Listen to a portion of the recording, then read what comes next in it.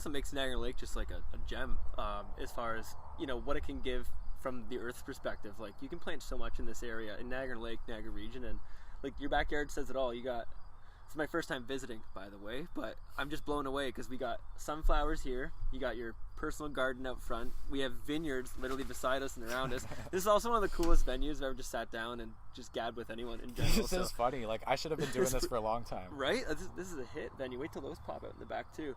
Yeah. Then you've got like a wood lot of Carolinian forest in the back, and I don't know if I can see from here properly, but like some orchard trees or something out there, and it's all happening here on this plot of land. Yeah, we actually have some cherry trees. Nice. So that's it's funny because you don't realize, like, cherries are early. They're like in June, I think it was, maybe early July, that we already had cherries coming. And yeah, it's funny because they come fast. Like, if you don't refrigerate them or pick them, like, they're just gone. Like, they'll be eaten and rotten in like no time. So you take so many of them, and the great thing is, like, they do form mold, which shows like, oh, well, it's because they're organic. Like, that's right. We don't really, you know, do anything that wards off living creatures from being able to, you know, survive on it. Well, when I find the McDouble from McDonald's that slipped behind the seat every now and then, and I forgot about it or lost it, which rarely happens because I am a fish carp, but I was gonna say all the time. Just I've got them in my pockets, just slipping out of my pants. Good value. But when those things don't have mold on them after being in a hot car for like 3 weeks or something, it's like, wait, what is this after all compared to a berry? Yeah. Well, do you remember there was a commercial? I think it was Burger King that put it out, and it was like their advertisement was literally a moldy Big Mac, or sorry, a moldy Whopper, and it was saying like, look, ours goes moldy. What, like, how about yours? And I'm sitting there, I'm like, this is not what you want to show people when they're driving up. It's like, oh, that's what's in the building? Yeah. Moldy Whoppers? Turn my stomach right off right away. It's like, what would you like? I guess I'll just get the fries. Like, if they're not moldy. So here's a question for you that maybe I'm thinking, like, talking about food. We're sitting here as the world pandemic kind of grinds on in its own ways and everything. And what?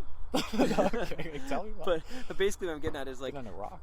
Food. Yeah, about that. Food, though. Have you had any like interesting, like, new food or like eating habits, good or bad, or at least entertaining, that have popped up during the pandemic year? Well, I guess I've definitely gotten into the habit of, like, planning a little bit more, because, you know, you're not going out to restaurants as much, so you're like, well, I've got 3 meals a day that I can now plan for, like even my dinners. It's like, well, not going to Bugsy's, or not going to sit into that place or that place. Like, you get, you know, takeout the odd time, but yeah, nothing that really comes to mind. But it's like, I mean, there was the initial, like, grab as much of the food that you like there was that hoarding that happened. Oh, I was part of that for sure. Whereas, like, man, like, I'm an economist. Like, I know that the value of this is going to go up, and I really love this type of food, so I want to make sure I can have it. Now, you know, I'm not going there buying like 20 rolls of toilet paper. I mean, I live on a farm. It depends how many tacos you eat. Yeah. Yeah, they're actually opening a new Taco Bell in Fort Erie. So oh, yeah? Yep, just down the road from work, so that'll be interesting. That's right, you're still working out in Fort Erie. Yeah, oh yeah. For the town, right? For 2 years, yeah. Okay, gotcha. Yeah, so still within the Niagara Falls electoral riding. Okay, yeah. But yeah, just on the south side. It's funny because Fort Erie in the last few years is really turning into it is its own distinct place, but there are so many respects of Niagara Lake that are starting to appear in Fort Erie, like Crystal Beach, for example. What would you say some of those are? Crystal Beach is becoming extremely Instagrammable. Like, it is becoming very trendy. It's kind of gentrified, eh? It is very gentrified. Yeah. I'd say there are still some areas that do have their affordable housing in the more modest income areas, and that's what's interesting, is over time you do see where a lot of the property values increase, and a lot of people do benefit from places gentrifying, because then they can sell their place and maybe go somewhere else that hasn't had that same kind of price expansion, and then they could have maybe an extra $100,000 on top of the difference that they got from selling and moving to their new house. But which is pretty extraordinary. Oh yeah. But it's incredible just looking what's going to happen still in Crystal Beach, that they're actually passing through, it hasn't passed yet, it's going to be proposed in September, the Crystal Beach secondary plan. So that's where you can go out and this process has been ongoing for months and really years, where people have been able to go out and comment about what they want to see in that area. Basically it's where the town will go out there and consult with their citizens, consult with the public through public meetings, and they have different sessions that they'll actually have where people can come and even draw on certain placards what they would like to see in the area. The Niagara region will do this with even regional plan. I believe it was in 2019, so pre-COVID. they were actually hosting these workshops where you would go to like your town community center, and they had them all throughout the region. I remember I actually caught one in Grimsby just because the night that it was available locally, I wasn't available. And so it's kind of funny because I was going, and it was cool because you could still, like, the questions weren't specific to Grimsby. It was a regional wide shop that they hosted everywhere. So one of the statistics was, where are you from? And I was the only person they give everyone a sticker, and they want you to put on a map, where are you in the region, like to be commenting here. And everyone else was like some local from, I think it was in Grimsby, somewhere off Main Street. And there was this one sticker in Niagara Lake, and they're probably like, what the hell? why is this guy here? Why is he giving our opinion on our region? It's like, it's the same region, guys. Yeah. Well, I'm not putting in Hamilton or Youngstown, New York. No, that's right. That's across the border. It'd probably even be hard to get an opinion across the border right now. Well, you know what? If you want to fly, we could be in the States tonight. Like, if you want, like, should we do it? We can take a helicopter. I don't know. Niagara Lake's pretty beautiful. Well, yeah, that's not a great. bad place to be sheltered in place for a little bit. Yeah, this is pretty nice. We're pretty lucky to be out here. But the problem is, I've been here so much for the last 2 years that you start to get used to it, and that's we were talking about this earlier. You need to get the hell away from your place in order to learn to enjoy it. You need to miss it. It's like the same. That's so true. You need to miss. I agree. Like, that is the purpose for a lot of people, including me, of why I go camping, because I want to miss my bed. Yeah. I want to miss heat. I want to miss a warm shower. Hot shower. My mind was going there right away too. It's the same reason why I try my best to push away whatever I can. When you're going camping, you don't want to bring like a sizzling steak, or you don't want to bring anything that's a huge luxury. Like, you can sometimes. Yeah, but it comes with a cost. Yeah, there's a compromise. Or space or compromise. Yeah, it's all a compromise. And the thing is, like, yeah, it depends what your absolute goal is too. Like, if you're going camping somewhere because you just want to explore the area, if it's for a specific purpose, if it's for photography or something, like, okay, I get that. But I agree. I've had ramen noodles when I'm camping that I'd pay $35 for with a tip at a store. That's so or at funny. A restaurant, sorry, because that's the value and taste kind of value that's hitting you when you get it out there when you're camping. Sometimes you paddled all day, you've been in the sun, you set up your tent, you've gathered firewood, and then all of a sudden the day's winding down, you've had a couple beers, and you're just like, oh my gosh, these ramen noodles, again, like, I would prioritize them. How much would I pay for this in public right now if I wanted to? I was like, wow, ramen noodles were $35. Insane. That's awesome. Yeah, you know what? That reminds me of like when you're up in Nunavut and it costs a lot of money to really buy anything. Like, I've seen pictures where people are like, even up that way, eh? Nope. Oh, okay. I can imagine though. I think like, it's like a gradient. The further north you go in the country, the more expensive things get given isolation. Yeah, I mean, because makes sense. There's a model in economics. I forgot the name of it, but it's basically the price of any good is the unit cost of producing it plus transportation, and the farther one goes, the unit cost doesn't change, but the transportation cost increases. So that's just the game of it being up there. So that component of like growing an apple, it's the same, it's the same cost. That apple costs the same to grow whether you ate it in Bangladesh or Nunavut or Toronto, but it's the shipment to get there. Now, if the apples are grown in, let's say, beautiful Niagara Lake, Ontario, to get it to Toronto, maybe it costs 5 cents when you pare it down with everything else that's shipped within that vehicle, and the unit cost for that little bit of storage and movement is 5 cents. But you're taking that thing to Nunavut, you're paying. You got to take this on a plane to the coldest place in the country. That apple's probably like $10. Like the taste, the taste of the apples in Nunavut are probably 100 times better than they taste like down here or warmer places where they grow them. I suppose an interesting question would be like, how much of that in the most kind of logical way possible, how much of that would be psychological? Because you physically cannot grow an apple up there. What a rarity it is. That you almost like subconsciously know the effort it took to get there, so you appreciate it that much more. I was once in the northern part of Australia, which, much like northern Canada, super remote, a lot of accessibility issues from a commercial and trade standpoint. So it's just rugged country and a lot of unpaved roads and remote towns and villages, right? And I was slinging some of the most expensive beers of my life at this tiny pub, and it was the only pub in a town of about 400 people that you could even get a cold beer at, let alone legally.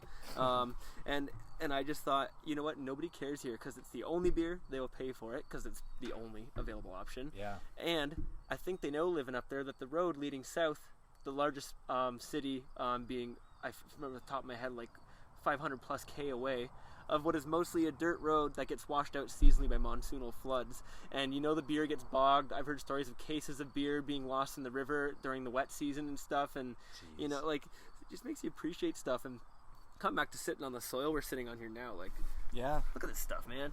Like, we get everything there. Like, this grows the vineyards for wine. Like, we get beer at a good price in the area. Yeah. Has nothing to do with vineyards, of course. We're just talking about, like, we got it all here. Well, Oh, yeah. yeah, you know what's really cool?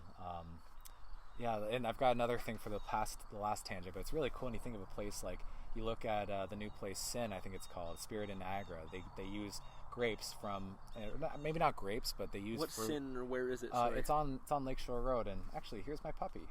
Oh, we got a puppy. We got a visitor. Hey, how's it Got, going? we just bought a dog named Tuji. This is Tuji? Yeah, Tuji's. Okay, Tuji's already the cutest guest on the show for sure. Yeah. Sorry. No worries. I think Tuji's probably about, what, 6 months now? What about me? Oh, yeah. Hey, welcome. I'm Yeah. Owen. I'm Tom. Hey, Tom. Nice to meet you. Nice to meet you. Tom, my dad, everyone. All You're right. on video. Mid-podcast. Oh, Hey, buddy. Mid-podcast. yeah. How old's the doggo? Podcast. 6 months about? How old is he? Well, not quite 5, I think. Alright, you're gonna get stuck. Oh, my gosh. What is that? Like a retriever or a lab? Yellow lab. Yeah, and Tuji's actually named after, we had a dog named Fuji. Oh, yeah? And Fuji was also a little gold lab. And he passed away a few years ago, and so, yeah, we're pretty much the same. Here, pull him away, he's hitting the mic.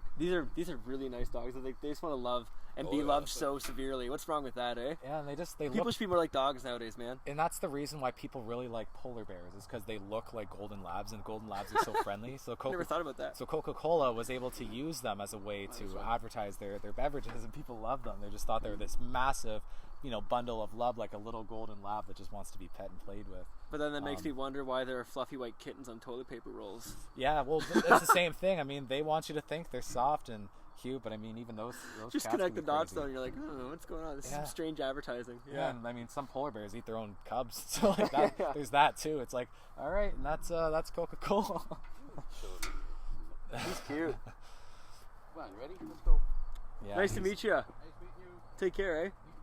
Yeah, he's that dog's definitely at like a very excitable puppy. Look how age. happy that puppy is walking away. Like, just like, yes, my master, I love you. The tail just wagging. Like, oh yeah. That's the whole reason that humans get them. I mean, that's the cool thing too, is that not only have humans evolved to interact with dogs and to survive with dogs and to utilize dogs for, whether it's hunting or just companionship, but that the dogs are literally dependent on people now. Where if you were to put just like, I mean, some dogs do grow feral and go out. I mean, in a lot of countries there are a lot of feral dogs, but Oh yeah, I've seen him. But you look at that golden lab, I don't think he'd survive well. At Niagara Lake, with all the coyotes we have and all the There's softies in that way. And All there's the- like family, all- human family. What Yeah. aren't we hearing cougar sightings? There's someone was saying this, and I don't think they meant at like the Old Angel Inn or anywhere like that. They were talking. Ah, about, good one. May have used that joke before as Yeah, well. although I saw That's someone it. use it on Facebook. I forget who commented it, but I had to throw that out. Yeah, that's where the largest population resides, apparently. Yeah, So- people getting clawed at. Oh man. Okay, so cougars, big cats, whatever you'd like to call them. But long and the short of it, historically in the Niagara region and the whole swath of the Great Lakes region in southern Ontario, there was the eastern cougar, and that was a species that legitimately lived more or less from the southeastern states all the way up to the Appalachians, and well into Quebec and even a bit beyond. Wow. So as long as it was wild enough of an area spatially, like the ecosystem, like the types of forests and mountains that'd be in those areas, even here historically there would have been, look at that woodlot in your backyard, imagine all of Niagara Lake Yeah, coated like that. like that. Pretty amazing. Wow. eh So And that is so crazy. That there some would of have them been cougars survived. around, just like there used to be black bears down here as well, and wolves. But the thing is, like the aforementioned animals too, their space is just, it's running out, right? Like some animals come, if you will, packaged with a certain DNA blueprint and lifestyle that says, if I don't have X amount of large space, then I can't survive. Like the resources, the territorial aspect, the social kind of interactions, especially between mammals. And so, yeah, there's just not enough space left for them here. But I'll tell you a story. We're here to tell stories today, I feel like, right? We're shooting the shit Hell in the yeah. vineyard. Okay, so in 2000 and I want to say 13, my buddy Michael Slingerland and I, a Niagara Lake guy, lives on 4 Mile Creek Road here. Slingerland, definitely a Niagara Lake. name, That's too. right, Slingerland Mill in St. David's, which used to be like a grist mill, and old St. David's there. And oh yeah, should have worn my St. David's t-shirt today. But Yeah, mine's actually a Fort Erie shirt, so I'm a trader too. we're just all regional. Yeah, We're all Niagara. We're around. Yeah. So this guy and I, one of my buddies since kindergarten. We went down the gorge, but not the metal staircase, not the wooden staircase, not Queenston. We're talking like, you know where the floral clock is? Yep. By that kink in the parkway? Yep. We literally went across the road and down. We should have used ropes and climbing gear. We didn't. That's got to be the highest area It's pretty along steep. that. It's pretty 'cause sheer. When you're along that parkway, like I've run along there, that You know, got like it. the concrete, So you know. and you look on the other side and you see that massive contraption that's human made, all that concrete. But yeah, so how did it go? Well, we're talking about cougars and big cats and whatnot, so we go down there, and the reason I wanted to go down there is because I wanted to do some filming for the Hidden Corners nature documentary series I'm working on. The first episode, I guess you can call it an episode. First one ever was about Niagara region because, like yourself, grew up here, local, loved the landscape, and I felt there were certain aspects of the natural world that were totally under-promoted and underappreciated, and even not so looked at in the political decision-making scheme of things. So I'm like, I'm going to get cameras into the toughest, most ridiculous places in Niagara. I'll push myself to do it. We go down this spot by the floral clock. Again, we should have climbing equipment and ropes. We get down there. What do we find? We find this waterfall that you probably jog by without even knowing. And I don't know, maybe you've heard it or seen it, but you physically cannot see it from the parkway path at all. I need to take my drone there. And it's pretty solid. Like, I'd say it's probably like a 10-meter drop. And it looks like something out of a rainforest because it's sheltered, it's shaded, something like a 75, 80-degree pitch of a landscape. All this moss and stuff growing around it. So we're down here to look at this kind of remote mini ecosystem, if you will, on the Niagara River's walls. And then we see this tree. Here we go with cougars.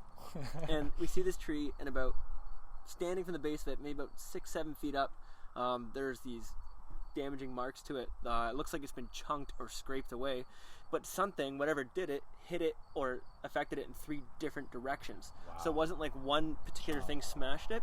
So I'm putting my biology thinking cap on. I'm like, okay, we don't have bears in Niagara region, so bear didn't mark this tree. I'm aware that maybe you've seen this in your hikes and travels, but even at least the remnants of it, but sometimes trees and boulders just fall down the Niagara Escarpment. Yep. They fall down the cliffs of the Niagara Gorge. That's just gravity. Shit happens in nature, right?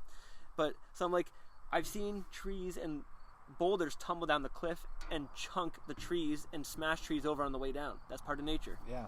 But what kind of object hits a tree 7 feet up and scrapes it in 3 different directions, and then furthermore has 4 distinct claw marks per section in different directions? And it's like when you see a cat scratch a post, you can see like the little rivets and kind of like spikes of wood that get pulled up when they scratch something. Wow. So and I saw all that. saw it, took photos, sent it to the Niagara Peninsula Conservation Authority and the Ministry of Natural Resources, and I didn't boldly declare I found a cougar marking, but I said I've just, based on where we are, the remoteness of it, and what I've deduced to not be a factor, there's no fresh trees or boulders in the area. So I'm like, what's going on here? And they basically didn't say no. I'm sure you have, because man, you've been in the political scene too. You know, when someone asks you a question, you just want a yes or no answer, but they don't give it to you. Yeah. So they want to protect themselves. you got it. So you're already on the right track. The answer I got was 2 sentences, and the first one basically said, "We're not denying what you found and what you believe it is, but thank you for sharing it with us." It's not a yes or no answer. And then secondly, they said, "By the way, you're trespassing on OPG's property. Please refrain from going back there." Wow. So they didn't want to do anything, and all they can do is come back and say, well, legally we have to alert this gentleman that he's unable to be there, otherwise it looks like we're allowing this. And that's all the bureaucrats will want to care about, is just protecting themselves. Especially if you have a big name or image, and I understand where they're coming from. Like, I do appreciate that angle, but I thought more than anything, this is an opportunity for excitement, maybe some public education. not blowing it up and sensationalizing it as a spooky story, but rather celebrating, hey, perhaps I personally believe, I'll say it right here on your podcast, which I'm sure you'll publish, like, I firmly believe that there is a big cat or two in the Niagara region that exists, and I believe also in 2014, as they say nowadays, you can Google this, but the 2014, I believe, around that time, the ministry discovered scat in the Wainfleet Bog, and it was DNA confirmed to be a big cat. What's more up for debate in my mind is not whether they're here or not, because I said I believe there's a couple around. My debate in my mind is it the original eastern cougar population that has somehow crawled back or been hiding really well, or are these escapees from illegal pets and zoos that have established themselves back in the wild? That I don't know. So I can't comment on that, but what makes you think? Yeah, because I'm sure you know there's people like William Randolph Hearst who had like thousands of boars that he brought onto his estate so that he could hunt them. Yeah, and then they escaped. I forget where it was that he did this, but this area, this state was just covered, every single pig. And to this day, there are many wild pig because this guy brought them there. And now what they have is Ted Nugent actually had this show called I don't know if it was his show or if he was just on it.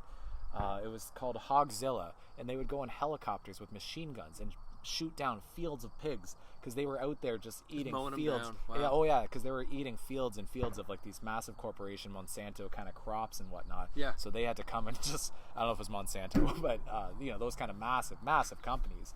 And but the good thing was they would take all the meat from the pigs and they would donate it all to, I forget the name of the organization, but it's like a Meat for the Hungry sort of a hunter kind of organization. So all the meat would be salvaged, taken, and utilized. And this was a way for them to, save up the ecosystem that was there. I mean, I don't have a background in environmentalism, but I think there is something that has to be done to control that. Like, would you say, I've always heard this, that after humans, the next most disturbing living thing to its environment is the beaver, because the beaver, it erodes or changes waterways.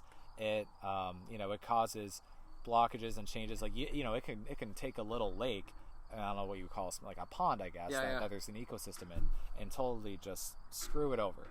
And just now there's nothing in there, bunch of dead fish, and other animals that probably used to drink in it that now have to go upriver, or maybe there's not enough spot, or they're causing floods in other areas that maybe there was like a nest of some sort of an animal. Like, so that's what I've always heard. Now, is there another animal that comes to mind? Is the boar on that list? That's a funny concept. I never actually thought of the beaver as being categorized. If humans were not here, beavers would be taking over by now. the Niagara River would be no more. Someone's listening is like, this is the most Canadian conspiracy theory I've ever heard in my life. Yeah, beavers are taking over.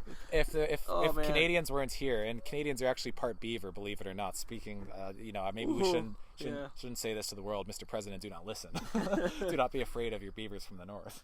Hey, so one of my nicknames, other than Fridge Carp, which is more a modern nickname, but in the past, like when I was a kid in like grade school, I was Beaver Boy, because everyone loses their teeth at awkward stages, like around like, I don't know, basically kindergarten, grade 4-ish or something. Yeah.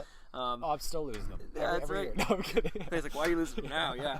But basically, I had the big buck teeth. They were like the survivors, and all the little teeth came around. So I was Beaver Boy for a long time. Yeah, I bet you were probably loved eating apples. Probably the best eating. That's right. Yeah, corn, apples, anything was fair game. Very with that, efficient. Right? Yeah. And yeah, speaking of apples, we were talking about the Nunavut difference of like how an apple tastes. And it's kind of funny because the farther one ships an apple, the worse it must be, because it takes longer. It's probably older. It's grosser, unless it's like. But what if that's all they know, for lack of better words? Like, in certain areas, like this is just the quality you get, and that's top tier. And that's all your taste buds and mind know. Yeah, isn't it funny how like an apple can have a different price depending on where it is in the world? The same way that like if you have a bottle of water and you're selling it, right next to a water fountain, you're not going to get much money for it. But if you're selling it in the middle of the desert to a guy who's about to die, you can get $1 million for that bottle of water. Yep. It's like those $35 ramen noodles I talked about earlier. It's like, this is worth it. Can you imagine if you were in the forest, like, you had to fly into this place, you're like 500 kilometers away from the nearest thing, and you've got to be, hungry for random things. All I've got is my freeze-dried this, that, and I got to eat the odd berry that I find. Yeah. And you just see some 7-Eleven.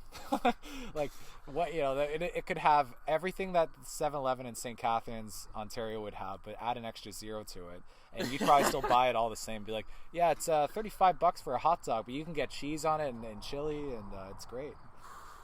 Makes me hungry right now. Yeah. You know what? I remember when I did the through hike of the Bruce Trail in 2014. All the way to the Bruce? I started in Tobermory and ended here in Niagara Lake. Oh, okay.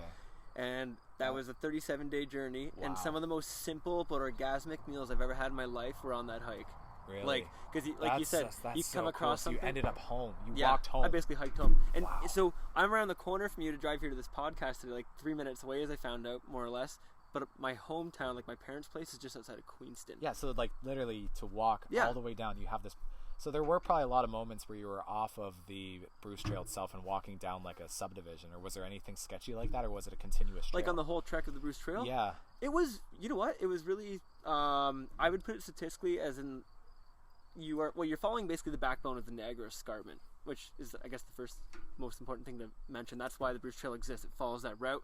The rock layers right here in Niagara Lake or up in Tobermory at the other end of the escarpment, they're 420 million years old. Absurd number to wrap your head around, and you're following the backbone of this ancient ecosystem where some of southern Ontario's only old-growth forests remain. 80% of the time you're in those forests and other associated habitats. How old's the Earth? So 400 something million years ago is when these forests and this escarpment formed, right? The escarpment's layers, the way I look at it is like a cake. The layers of the cake are 420 million years old, but the icing and the candles and the way you see it today are actually only 12,000 years old, because that's when the last ice age was.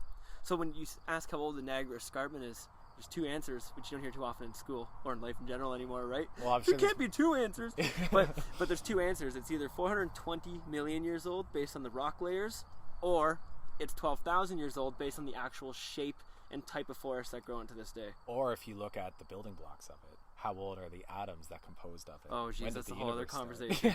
We might top our beers up to talk about yeah, that kind of well, numbers. that's what I was thinking anyways. Oh, there you go. But yeah, honestly, I'd say 80% of the Bruce Trail, for all of its 890K and growing, you are 80% of the time in the forests and associated habitats like wetlands and natural meadows and whatnot. I'd say 15% of the time you are. Thanks, Dan. Cheers. 15% of the time you're in farmlands and agricultural areas, where the property owner often has an agreement with the Bruce Trail Association. Oh yeah. To allow people to hike through. Pretty rural areas. There's a cheers. Cheers. Yep.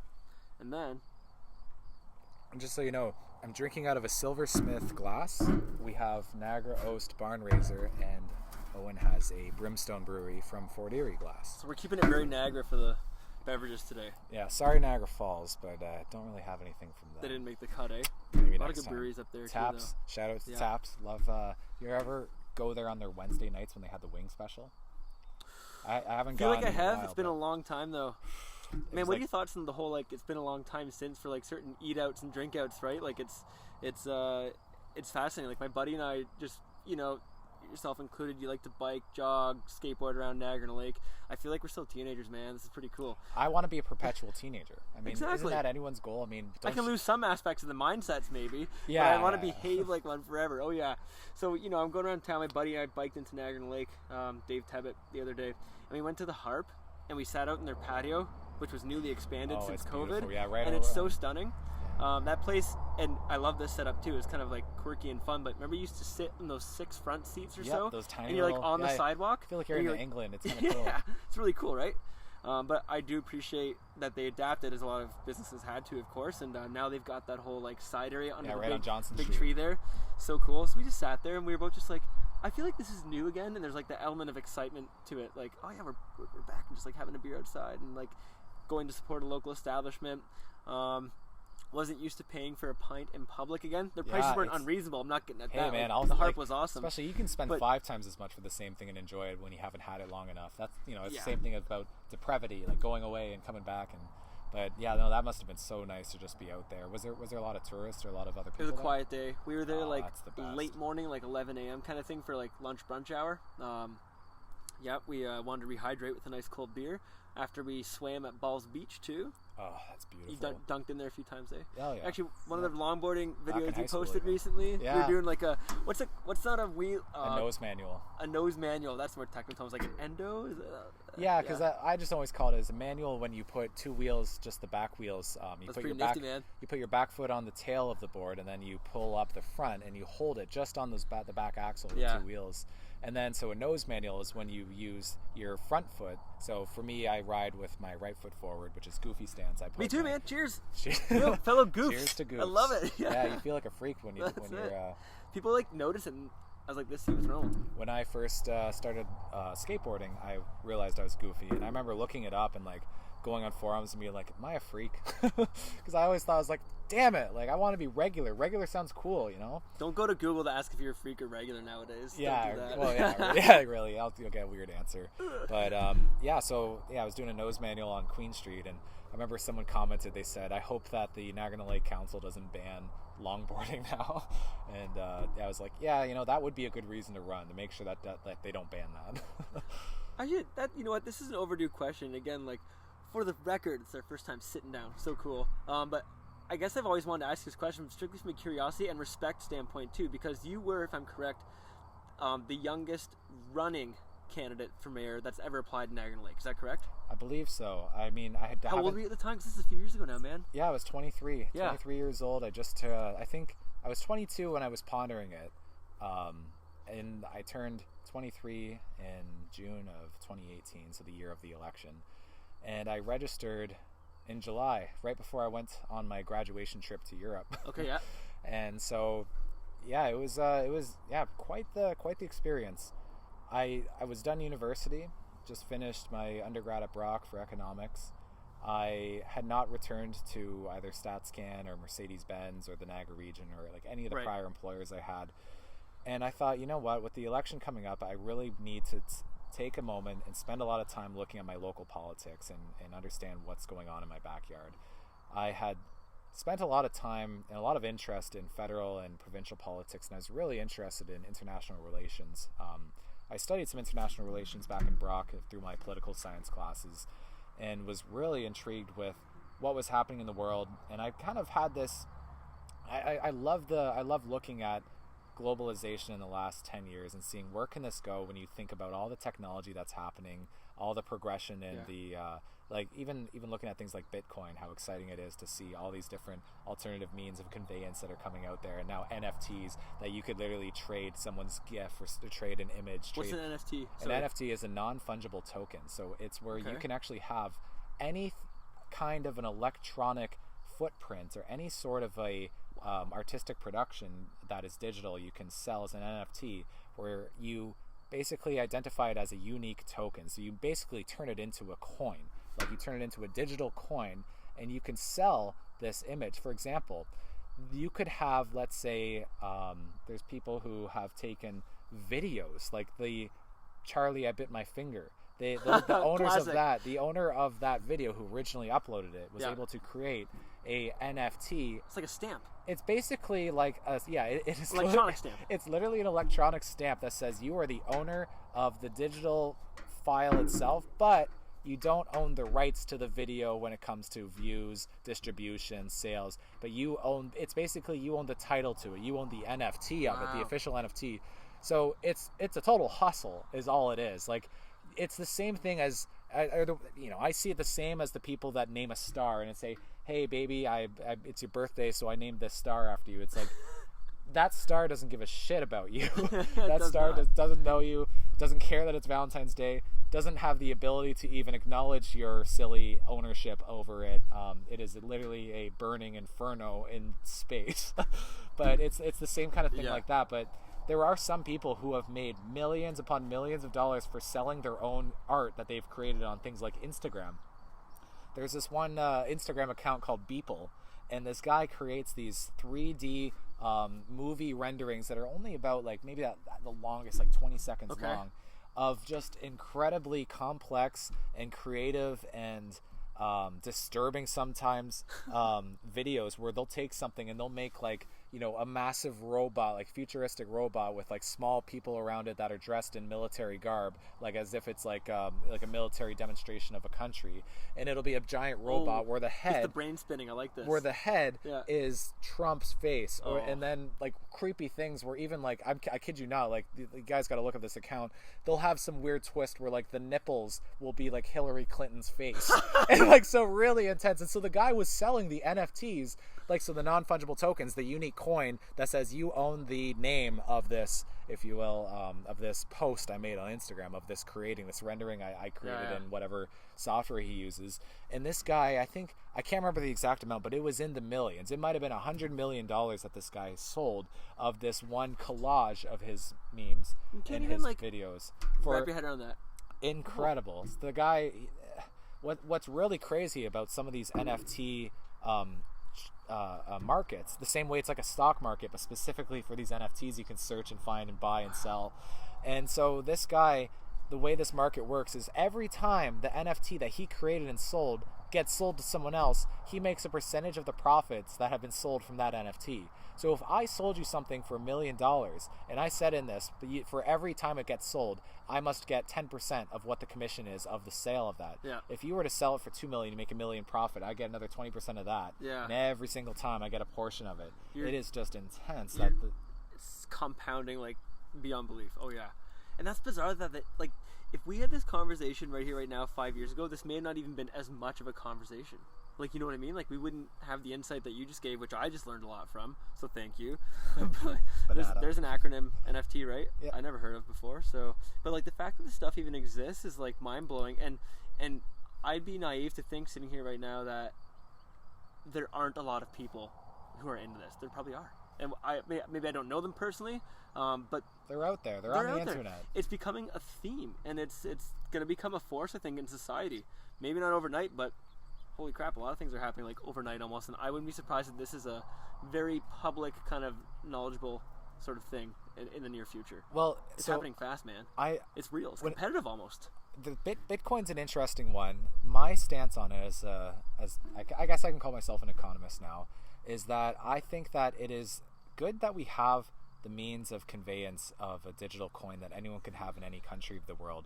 For example, I think it's really great that as long as there's a cell phone or internet reception of anything, if there is someone who possesses something in, let's say, Zimbabwe, or I don't know if there's, maybe I shouldn't say Zimbabwe, but in some country in the world, I can picture it because I have heard of stories in Africa where there are places where they don't trust the currency of their nation because the currency gets so devalued. Like, they print so much money of their currency that from one week to another, the dollar is worth 100th as much as it was before. So you don't want to, if you get paid in a certain currency, like if it is Zimbabwe that I'm thinking of, there was an African country that had, I mean, I'm sure not just one, but incredible hyperinflation where they had actually $1 trillion bills at one point.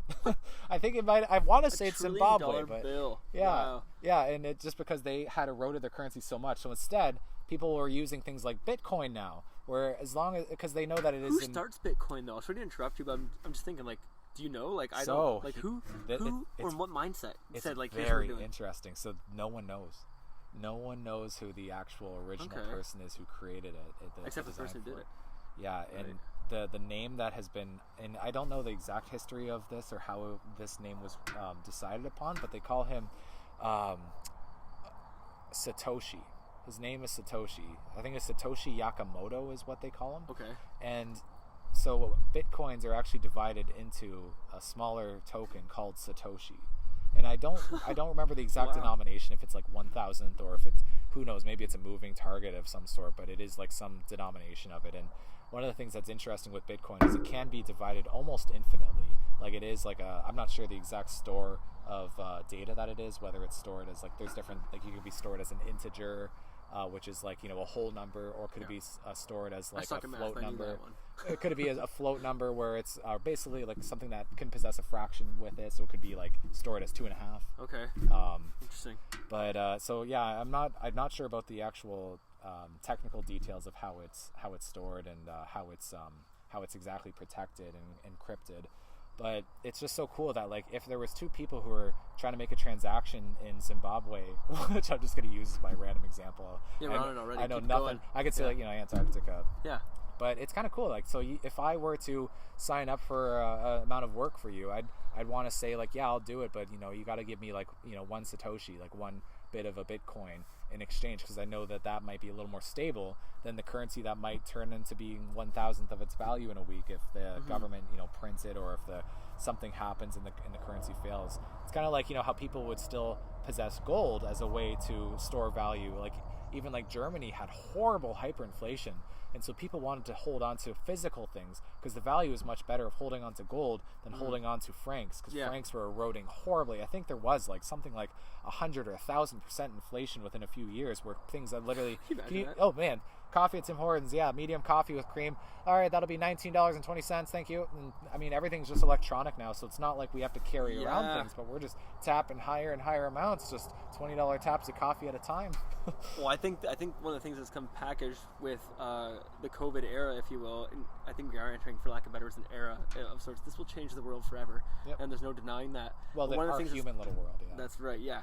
And someone's watching us from a spaceship and like going, God, look. Well, at even guys just thinking go. like the Earth is gonna be fine without us.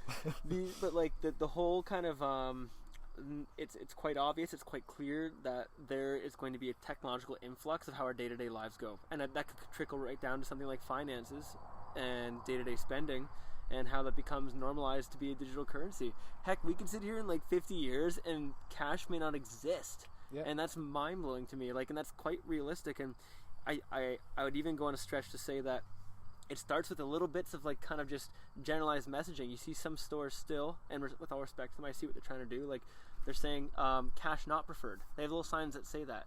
Only cards. And it, especially during COVID, less contact, less physical exchange. So I understand where they're coming from. It's from a business perspective. I get it, but it's just like, will this stick? And I think we both know, sitting right here right now, we can watch this video in 50 years because it'll be digitized. But like it'll be normalized to kind of just not have cash. I bet you won't happen overnight, but it'll happen in our lifetime. It's already happening. Yeah, I mean, they got rid of the penny. I mean, it's funny how the States still has the penny, even though their currency is like at most 30%. That was in our lifetime. Think about that. It's pretty funny.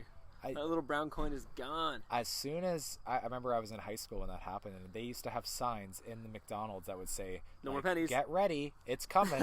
it's going. Like, we swear to God, if you want to keep your pennies, you better do it because they're leaving soon."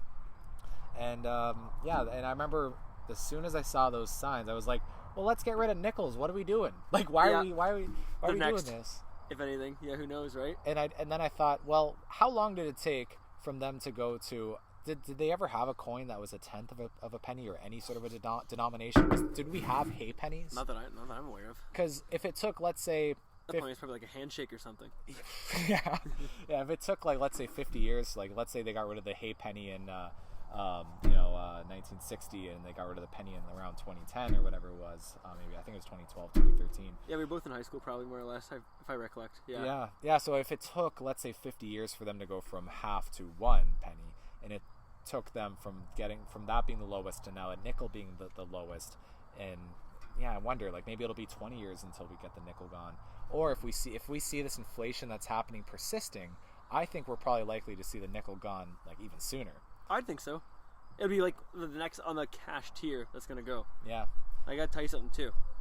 Before I start doing funny dance moves about talking about money and stuff, I gotta go pee really bad. Yeah, go for it. We're on a farm. Yeah. So go. You can go edit right this ahead. out. You can keep this in. It's part of biology, and guess what?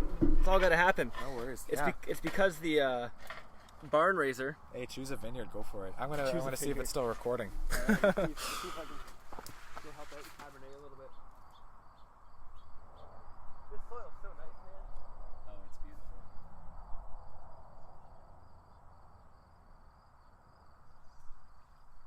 Sweet. Still recording.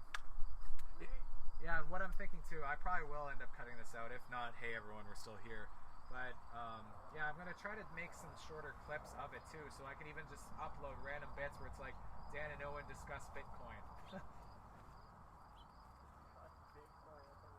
Yeah, we'll put it on Nodal for All. We'll just put little blips where it's like, here's the part where Dan and Owen talk about Illuminati, or how it goes. I love that stuff, man. Yeah, I feel like you have a lot of this.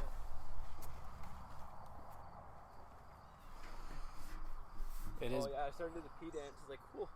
Now I'm like back to normal. Well, that's what's funny is like, so I watch so many of the Joe Rogan podcasts where it's like so natural, where like they'll just keep the conversation going as one person's That's like, what we're doing. like, I love it. I gotta piss. It's like, yeah, go for it. And Yeah. Joe at a certain point is like, yeah, my bladder literally got stronger from like 3 years or however many I'm years doing the into podcast. it. I'm just constantly doing it. It just it worked wonders. Because he enjoys a couple bevies and a toke or something while he's going about it too, right? Oh, So, yeah. And, he's ruthless. He's just like, here I am.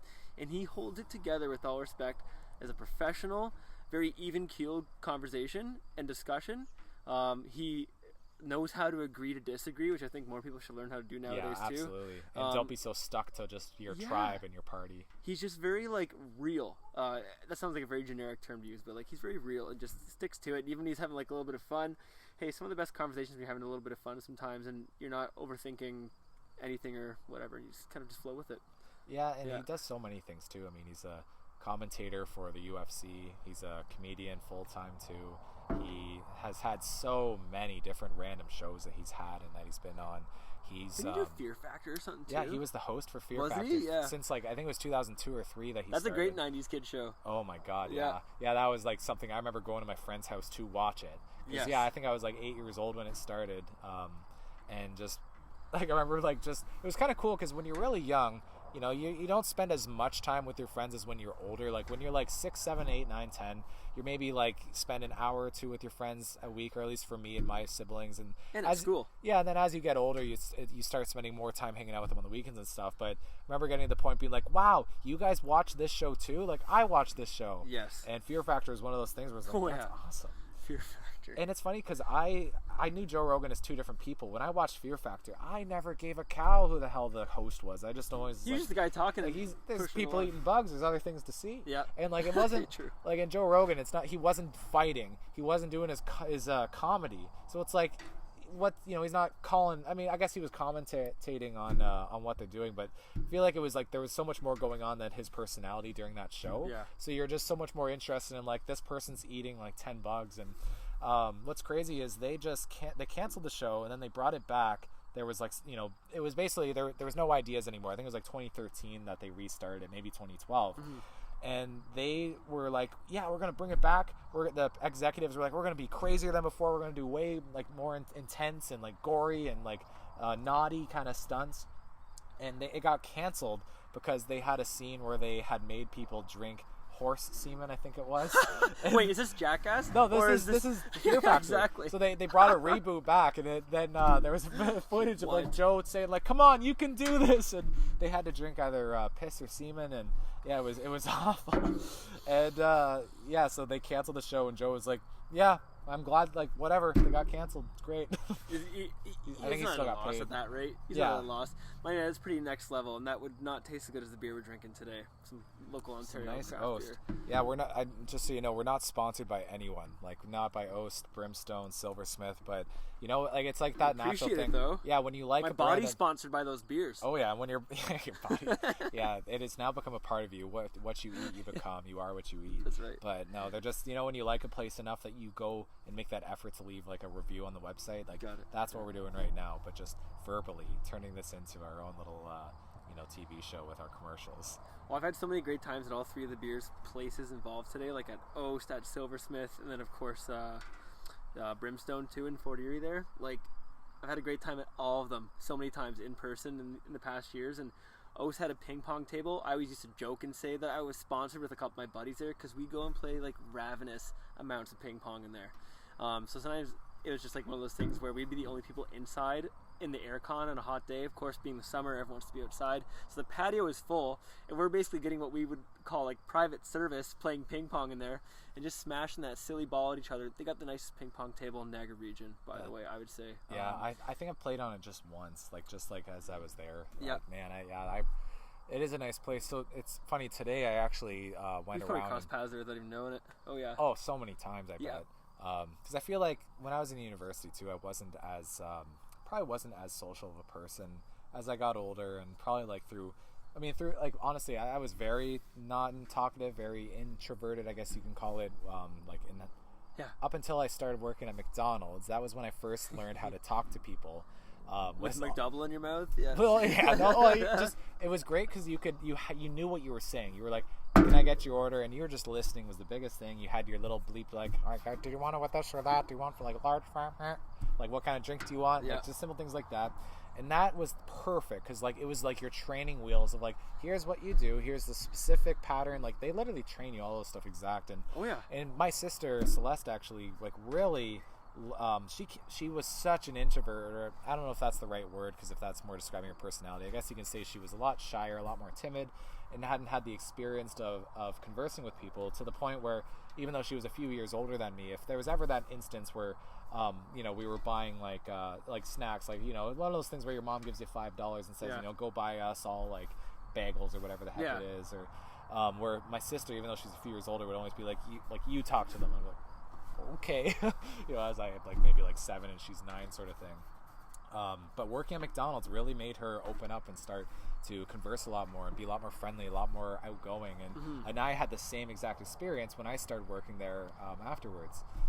And then working at Which one did you work at, by the way? the Niagara-on-the-Lake one, which Oh, at you the were point you were the downtown. yeah, well, not downtown, yeah. So I but guarantee I served you fries at some point. And like it's our staple here. It's the only one. It was the only one. Wow. So what age? Like what time frame was that when you worked there? I worked there when I was in grade 11, so that would have been 2012 that I started. Yeah, it was like April 2012. Yeah. And I worked there It's until... probably happened, let's be real. Yeah, I think it was probably around April or May of 20...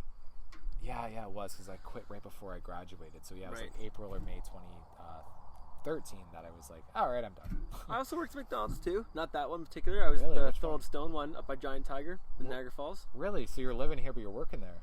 Well, but my family's place is in Queenston. Yeah, so it's closer there. Even. Basically everything from grocery shopping to makes sense. That's like general everything, you go to Stanford. Yeah, that's funny. Your Five Corners. Your nucleus is up there. My nucleus is up here. here. So like my radius is like, for grocery stores. I mean, obviously you could still do them. Like for you, it's probably closer to the falls, even to Phil's.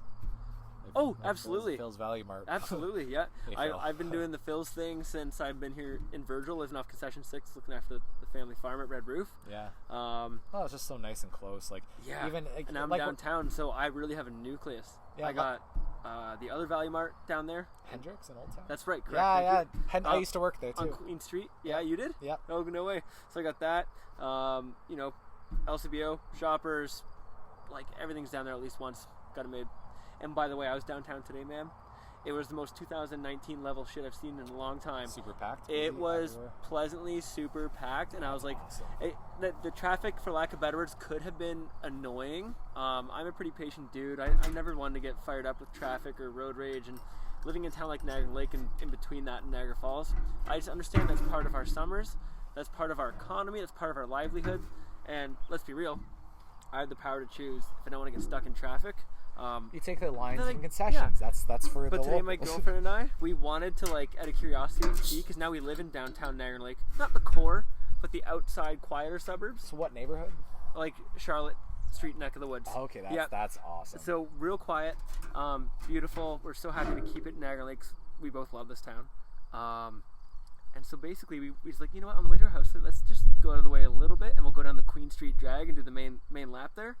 And let me tell you, Dan, it was, for lack of better words, looking appearance-wise back to normal, and it was busy, and I was like having this local epiphany. I was like, I'm not upset about the traffic. I'm just like, I'm happy. I'm like, this is something I haven't seen in a while, and it was pretty cool. And as you know, obviously, like Niagara Lake being a very tourism, outsiders visiting kind of oriented town for not just its revenue, but let's put revenue and finances aside for a second. I'm just thinking about its character, the things that don't have a dollar value. Like character does not have a dollar value. Culture does not have a dollar value.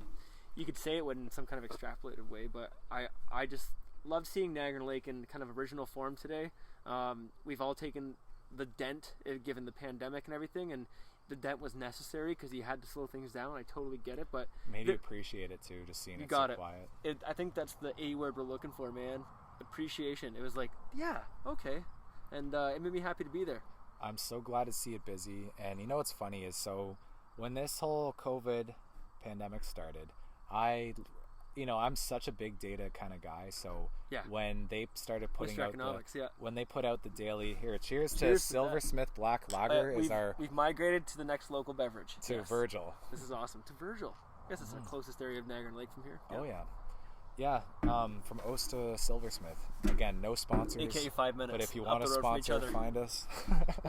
But when this whole thing started, I loved that they were putting out the daily COVID numbers, and I was looking at at first countries all around the world, and especially with my job, like economic development, like really making sure that we have the full understanding of what's going on and what we need to do to protect our businesses and to keep them going.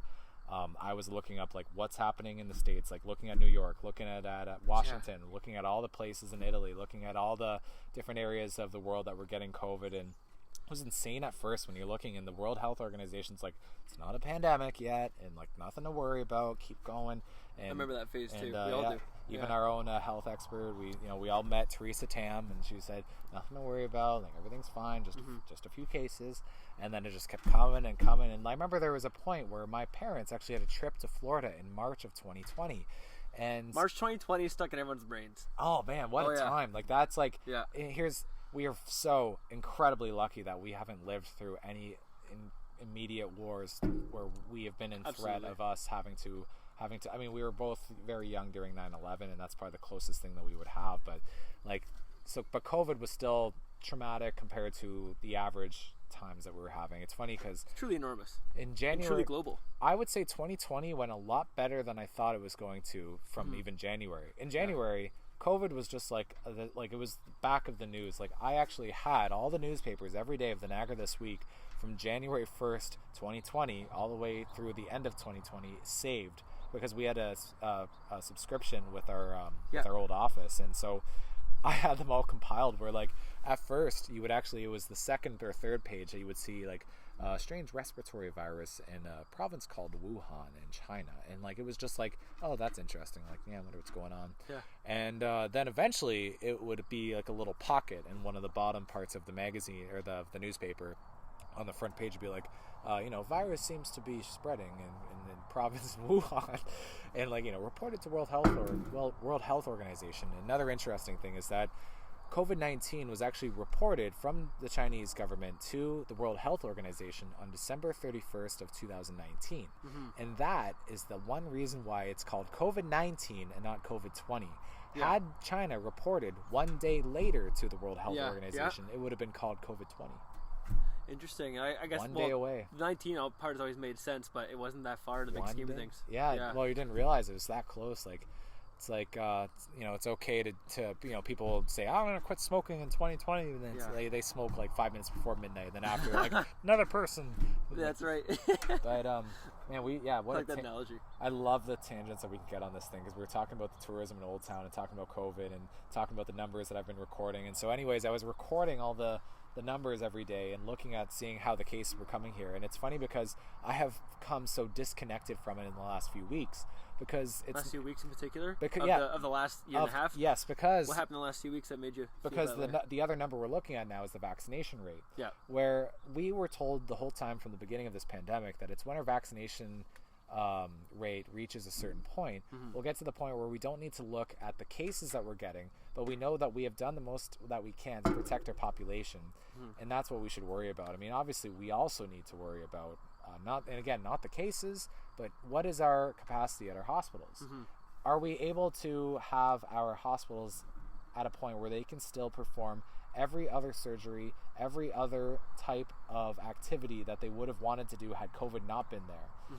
Once COVID gets to a point where they're having to admit and deal with too many people that they can't focus on things like cancer treatment and other types of ailments and other types of procedures that they have to do, that's of course where it becomes necessary and warranted to put certain restrictions or put certain regulations out there to try to minimize and mitigate the risk of there being a spread where there's an overburden on the hospitals, where these other procedures and even things like checkups and screenings are being sacrificed.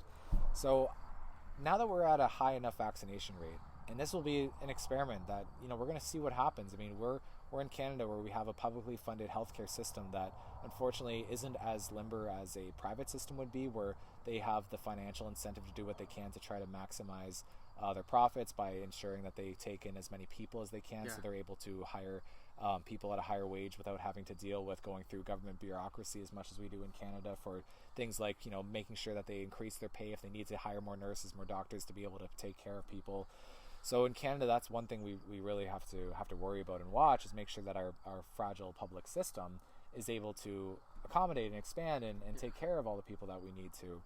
And so with everyone being vaccinated, I think today I read on Doug Ford's Instagram post that 73% of the eligible population, so these are people who are over the age of 12, and 12 at this rate, and people can, obviously children 12 and under can still contract COVID, and they can still be carriers of COVID, but I mean, they're saying now that vaccinated people can be carriers of COVID just the same as people who are unvaccinated can carry the disease. But looking at how we have vaccinated over 70% of the population that is saying that they are potentially at risk. They were eligible to get the vaccine, so obviously there is a need for it. It'll be interesting to see how many hospitalizations and how many, I guess you can say, moderate to severe cases of COVID that we get in this next fourth wave that we seem to be entering with the cases rising. Mm-hmm. We've officially entered it according to the government now. Like it's yeah, Theresa Tam, Health Canada said it, but I mean, you can't believe the people that said, "Don't worry, there's no pandemic to worry about" in March, for a month later to say, "Sorry, we didn't know." Like, and this is a fascinating. Like I like yourself. Like I like to contemplate. I like to gently observe from the outside, take in all the angles, all the data. I like data and stats as well because they do generally speak the truth. As long as they're delivered honestly, they always speak the truth of a trend or a theme that's happening. And then there's some things you can't quantify, like social behavior, mindsets, influence, etc., among our own human species. And one thing this pandemic has, as a byproduct of how it's been handled and the restrictions that come with it, although warranted, I agree with you at many times, there's no denying that there is a psychological and even psychosocial shift happening in our species. Like, we're apes, we're mammals. We talked about mammals earlier in this chat, like bears, moose, cougars, wolves, etc.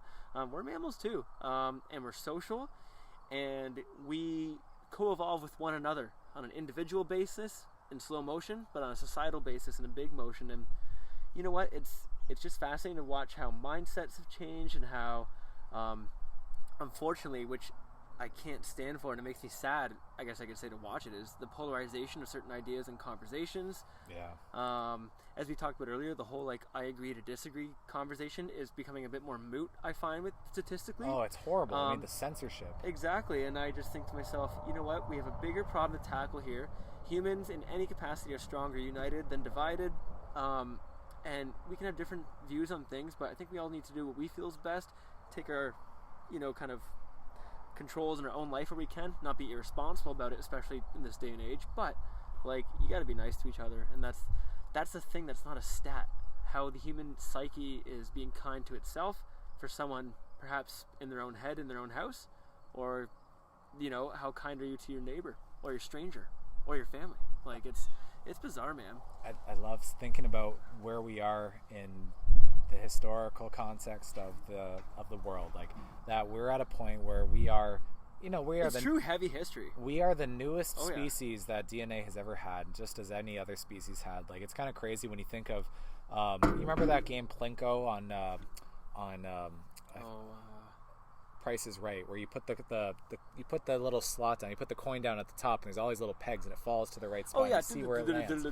Yeah. That's what I picture evolution as. So you start at a certain starting point, and depending on how you interact with your environment, your DNA goes into a certain path. And think of it as DNA is an infinite game of Plinko, where you're going to see how does the environment shifted, where it's heading.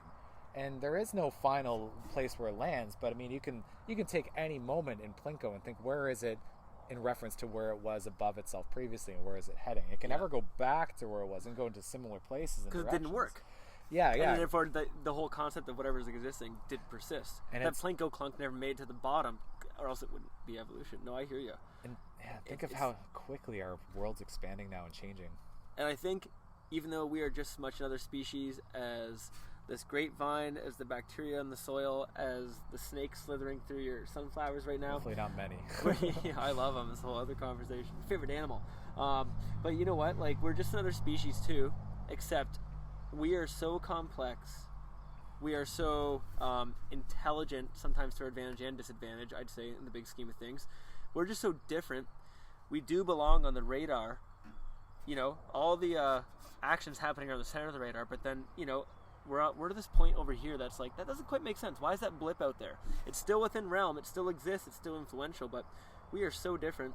And one thing that's quite different is our psychology is a huge driving factor of how our species persists to exist.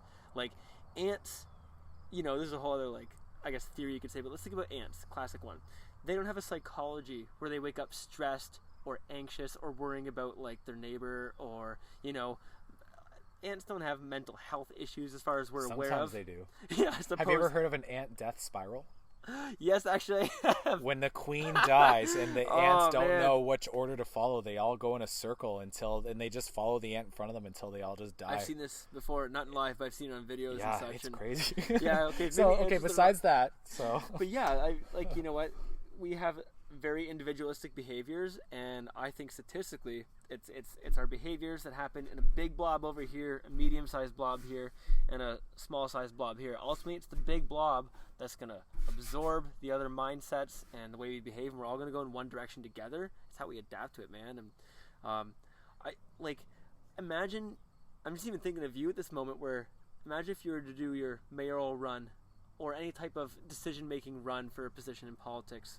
This is vastly different than 3 years ago, even now. You have to think about so many other variables, so many other things, and there's mindsets out there.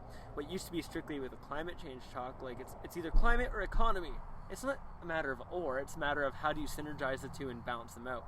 And now you got climate, economy, human health, which complicates things so much further. And and we kind of met, for lack of a better words, Dan, through you running for mayor in Niagara Lake, which your young age at the time and relatively still, we're still pretty young, we could say that. Yeah. But at the end of the day, I just respected that immensely. The enthusiasm and the passion to do that. And I just think anyone now, though, compared to even where you were years ago, I'd be scared to run for politics. It's an interesting What do you thing. think about that? Like, would you be, I guess I'm asking is, like, would you personally be, like, more apprehensive or informally almost maybe even like spooked to run now, not in a competition sense, but in terms of what are you getting yourself in for sense? No, I think I know you're not scared of competition because you ran. Especially it depends, like, so if I were to run for the same office again, for Lord Mayor of Niagara Lake, there's no fear. I mean, I guess you have that little thought, you're like, how will people interpret the things I've done in a certain way? And there's obviously people that have an alternative motive, and you have people that have their own goals that don't align with yours. For example, if someone else wants to also win the seat of being mayor, they're obviously going to have different things that they do to try to win that at the expense of you winning it, of someone else, of you taking that spot. So there definitely is the slight fear of some of things you've done being taken in a certain way. For example, people might try to say, oh, he must be an alcoholic. Like, look at this picture of him sitting here, this video of him drinking alcohol and conversing. Or, like, you get little things like that. Or they might see me saying the word shit or fuck and think, look at this sailor mouth. And that's what's horrible that you see about any level of politics, local or provincial, federal, or even international, looking at, like, the states, for example. I mean, look at what happened in 2016 when Trump said grab him by the pussy, and he still won somehow. That's a whole other side convo, but that's a whole other thing where I think we entered a new stage at that point. Even the 2012 Obama-Romney election was very similar to what we saw in 2008, 2004, 2000, 1996, 92, 88, 84, 80. I think that we really hit a new stage then. But so going back to, like, there's no real fear to it.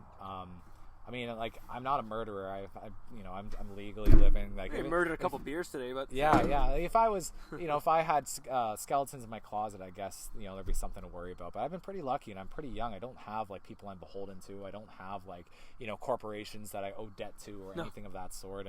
Or strings that are tied too tightly to, which could work against you as well. Yeah. And that's the real reason why I ran, was just there's a lot of people. You're fresh. Yeah, a lot of people that they get into this, and it's like that they that they owe people to, especially when you look at previous elections and you start to see who is donating to this guy. Like, why the hell did this person, or even if you see it's like, oh wow, this developer paid this person, so let's see how decisions go related to developments of this type. And you see people that, it's interesting because you see people that don't call a conflict of interest, even though they've been given money by someone. Niagara region can be ripe with it, man. Oh my gosh! I've been in the guts of it.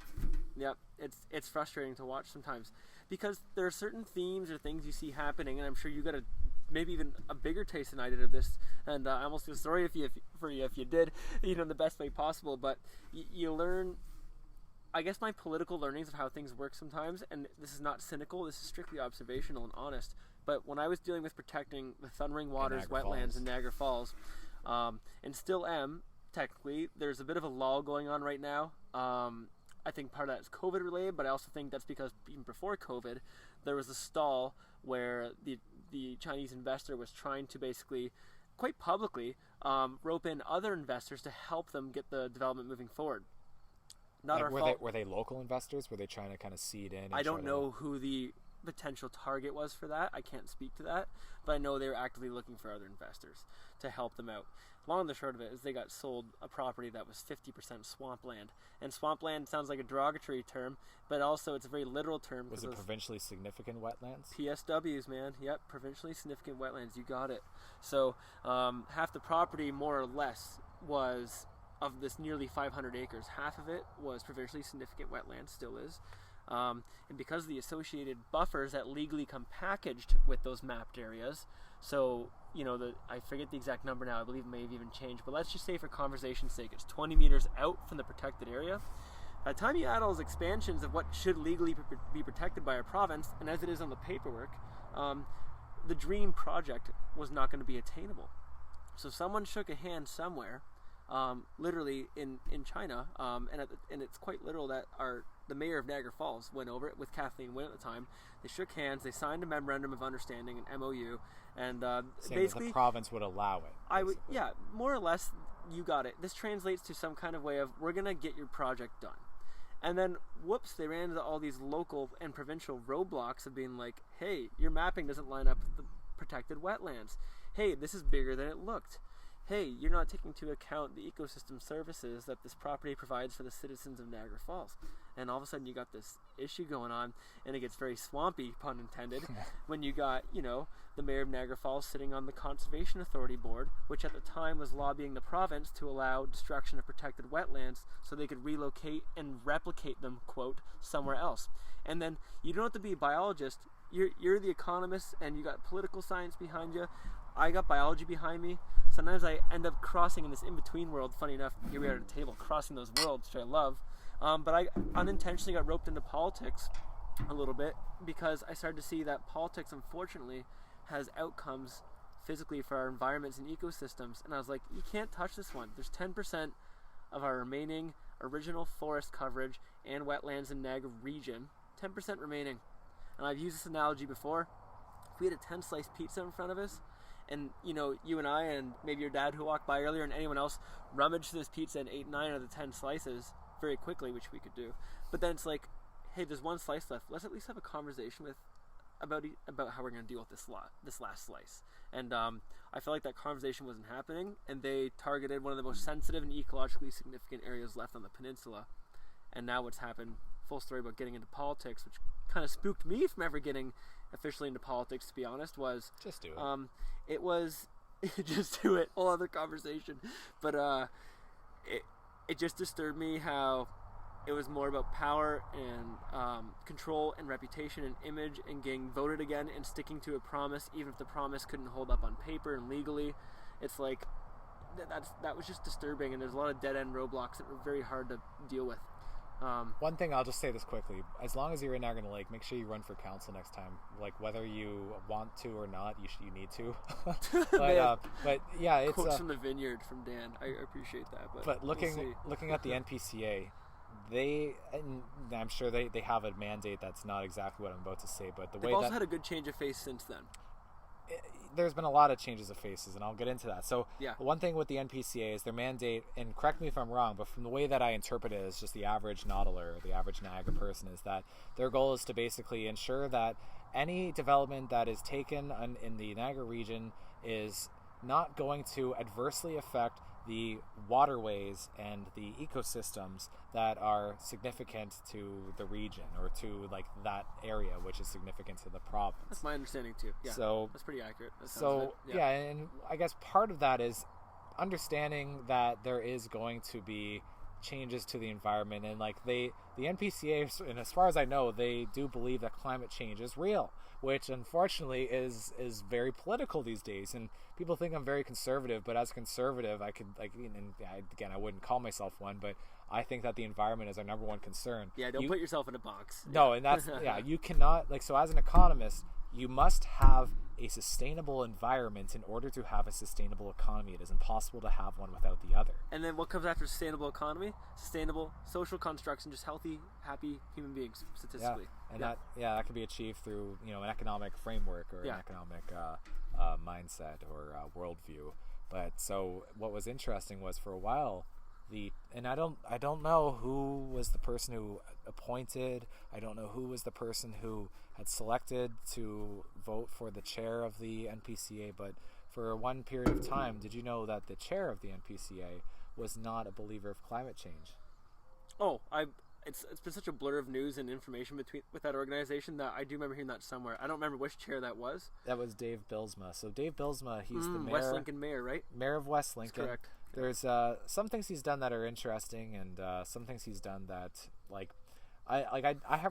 I'll say this: I have respect for anyone who has ever gotten into a position of power and been elected. Like, even the same way that obviously there's many things that I disagree with any politician, including Trump, and you still have to respect that somehow he was able to achieve that position of president of the United States. I can agree with that. And the way you said it, it's the same way of saying that it's respectable. Like, in everything, again, I don't want to ever just say this person. Like, there's certain people you can say overall, yeah, the person's a bad guy. Like, everyone's going to go to like, of course, Hitler, he got elected. But it's like, yeah, but for obvious reasons, he's very bad of a person. But anyways, back to Bilsma. It was just interesting because him as being the part of the, I'm not sure his position exactly, but with the Canadian Christian Heritage Party, which is a federal party trying to get elected into federal parliament, one of their main points is that they don't believe in climate change and that it is all, like, the climate is controlled by God and only God. And so I'm not going to get into their party ideology or religion or anything like that, but it was just interesting that by Dave Bilsma, who adheres to that policy of that party, and he's actually run for that party in the past, and him being the head of the NPCA, it was eventually found out that, oh no, the guy that the other people within the NPCA, or whoever it was that had voted on the panel to say he should be the head of this organization, elected someone who does not believe in human-made climate change, which is kind of crazy, because I think that has a lot to do with the role of the NPCAs to try to manage water flow, which of course is tremendously influenced by our constantly changing human-altered nature. Oh, human-altered nature is, it's center stage right now in Niagara region even. And let's suppose I believe in climate change. I boldly assume you do to some, or even a fullest extent as well. Oh, yeah. I mean, there's no way we had no. Of course, the stats are in, and the stats are not only days old, they're years old, they're decades old. Well, anyone who studied either chemistry or physics would just know. Like, of course, every me waving my arm emits more heat than would have been displaced at this time and place previously. Maybe 60, 100 years ago or something. And of course, carbon dioxide is a lot heavier and a lot thicker and a lot more heat absorbing than oxygen. Like, so if you understand the science of it, it's very difficult to not assume that there is some human changes. I think the conversation of determining whether it is human affected or not comes to the point of, are humans big enough to be able to affect the planet? And I think with 7 billion of us, we are. Oh gosh, yeah. You know what? I wouldn't say waste, I use the term jokingly, but I spend a lot of time on Google Earth. And I like to have myself a nice cold drink and put some good tunes on, and I scroll through Google Earth, and I'm always fascinated from this bird's eye view, this geographic perspective of what you can literally see from space, what humans have done to the planet, and not in like a negative, like sadistic way. I realistically, based on my studies and background, and just you and anyone should know at this rate, that humans have dramatically affected literally the face of the earth, and there are scars, if you will, whether it's from mining, deforestation, and or climate change, or and nuclear development, bombs. or nuclear bombs. You can see from space, and it's mind-blowing. So I find it so fascinating. I go on there, and you can't tell me for a region like Niagara region, where we've lost 90% of our original forest cover and wetlands, down to 10% of that original coverage, right? Let's suppose, just for conversation's sake, whoever needs to hear this, even if you don't believe in climate change, despite the statistics and professional knowledge that's out there, you better believe that you remove 90% of what was originally there, that you're going to have some side effects. Like, immediate or long-term. Long-term's harder to realize, but it's immediately here. It's right here in Niagara. Our creek qualities, going back to the NPCA, they monitor our creek quality and they score it A, B, C, D kind of school grade scale, if you will. And you can look it up publicly on the website. Most of the creeks and watersheds on the Niagara Peninsula score a C or D. I wonder if COVID has affected the way that we perceive the changes in our climate, and I wonder, because there's I feel like a lot of things have taken a back seat since COVID had started, and that includes Agreed. environmentalism. We were on such Yes. we were just starting to do some minor things that were going to be positive for the environment, and I'm speaking about things like banning single-use plastics, banning the use of straws and things, and looking for things that were more either compostable or reusable.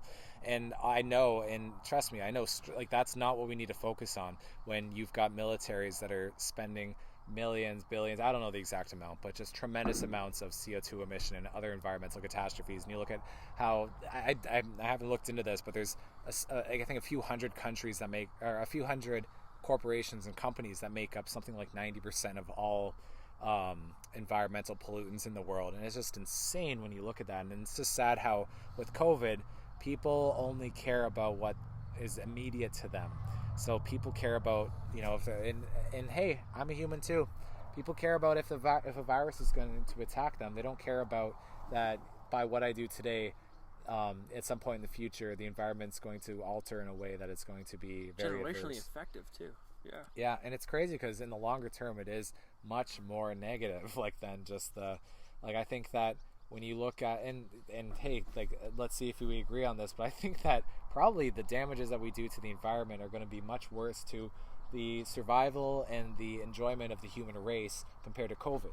I would 100% agree, and that comment right there and then, live stream or not, could be met with some conflict. But I also don't think it's fair to say, oh, because you said that or believe that, that means you're okay with the concept that's been thrown in our faces, and the word that's been thrown in our faces, death, for months and years now. And it's like death has just become another word like Tuesday or hello.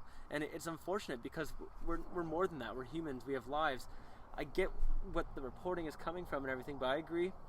We're in for a way bigger nightmare at a way larger scale when climate change slowly but surely, won't happen overnight, won't happen on even a yearly basis. It'll be such a slow burn, and it's going to be causing a lot more problems with things like migration of human beings, of course, inequality, privilege, etc. That's going to all come to an even uglier head in a big way.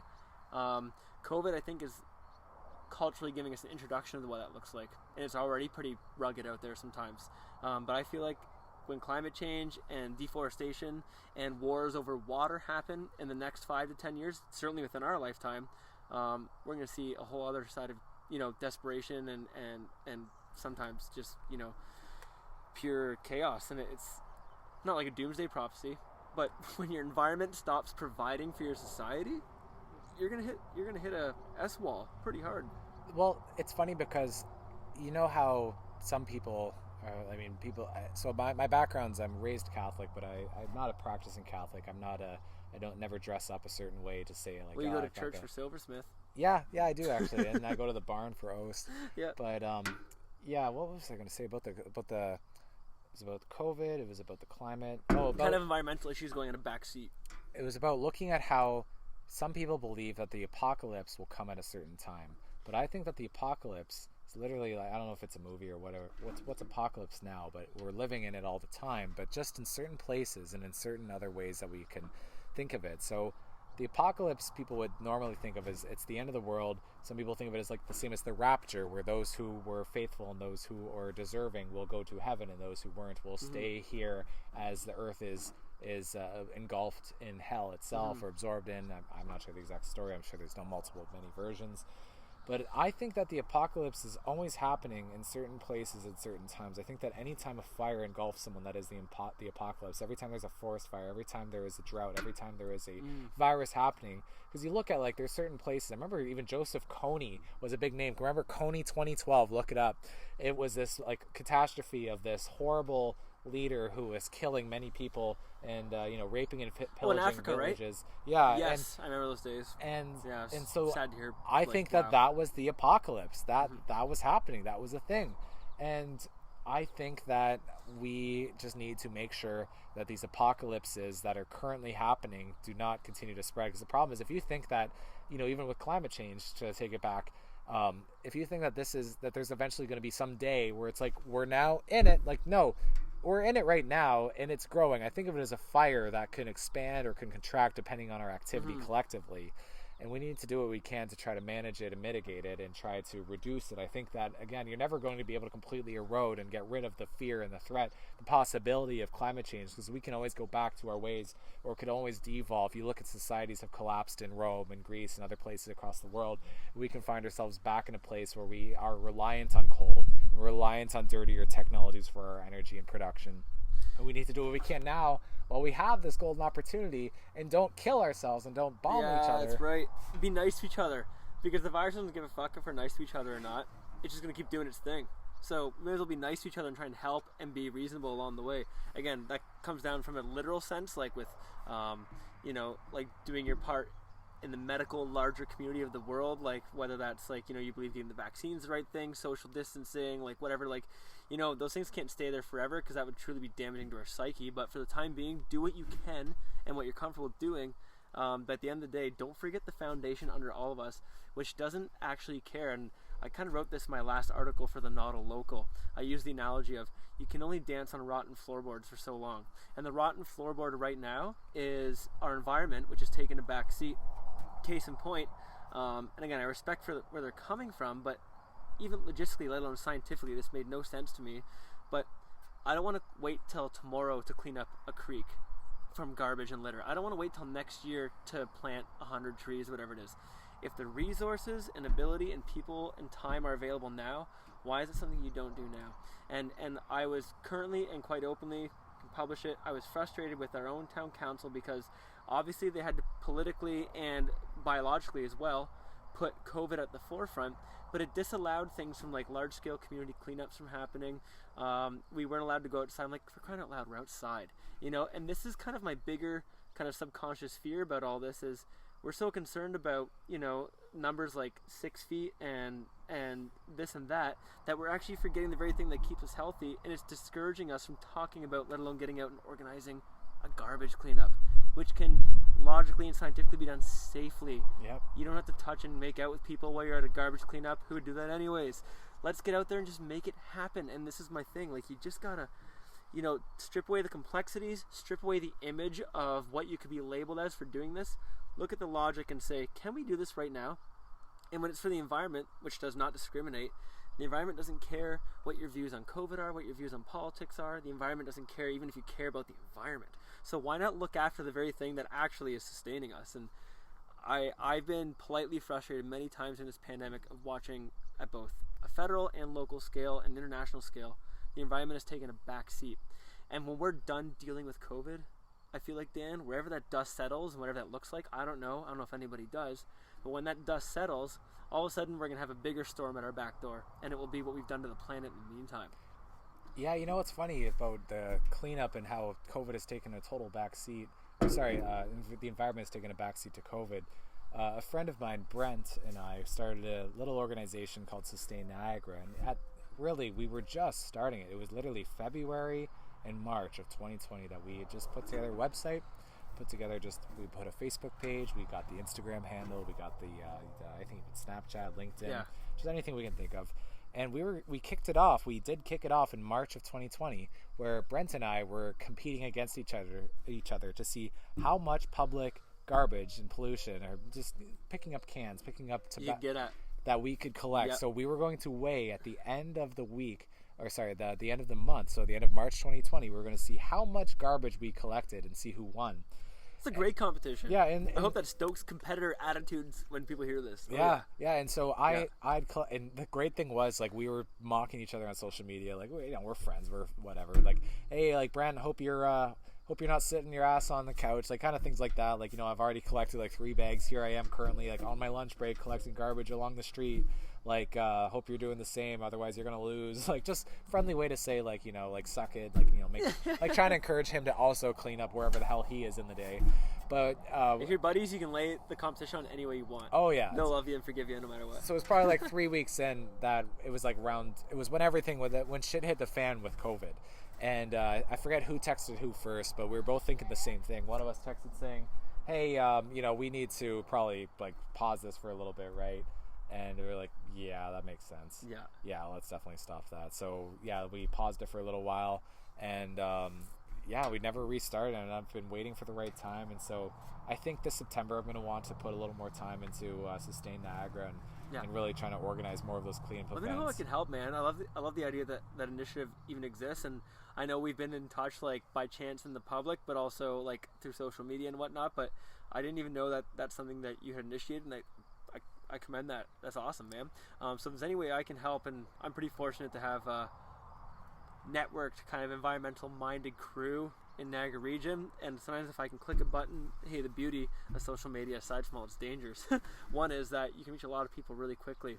If you ever want to get some kind of initiative going together, we totally can, man, because that's where my heart lies, that's where my business lies, that's my business in town, I mean, figuratively too, like, it's my business what happens in our town, because I live here, and I care about the environment, and if we can help each other out, man, I think what we should do is I'm all for cleanup events where we go out there and do what we can to pick up what has been just naturally exposed and expired into our environment. But I would love to also look into seeing what kind of things we can implement into the environment to, like, and when I say the environment, like into the public sphere, that we can do to reduce the amount of litter. Like, I'd love to see if we can, like, even getting more garbage cans, getting more recycling opportunities, more recycling bins out there in the public would be awesome.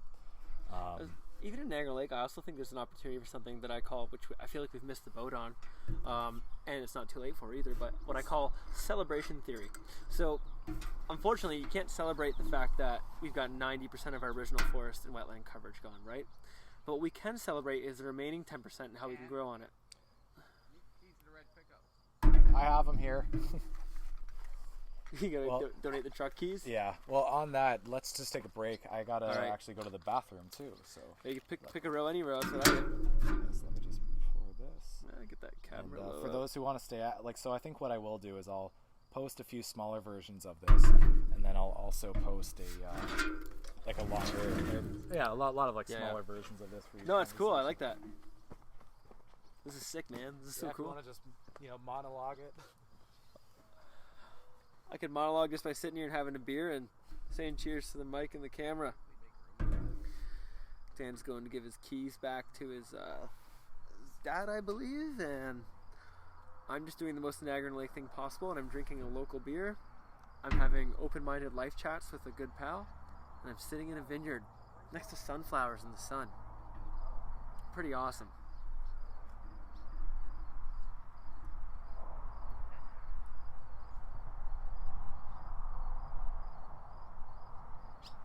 Looks like a barn swallow just flew over my head.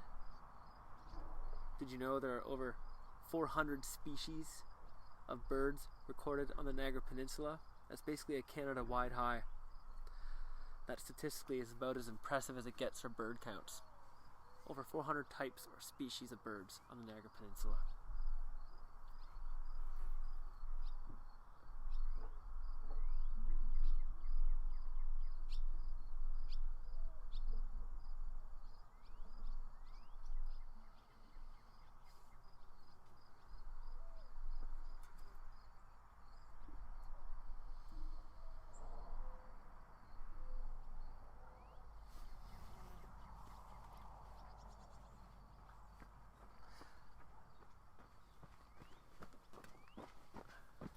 Well, as you can say, I broke the seal.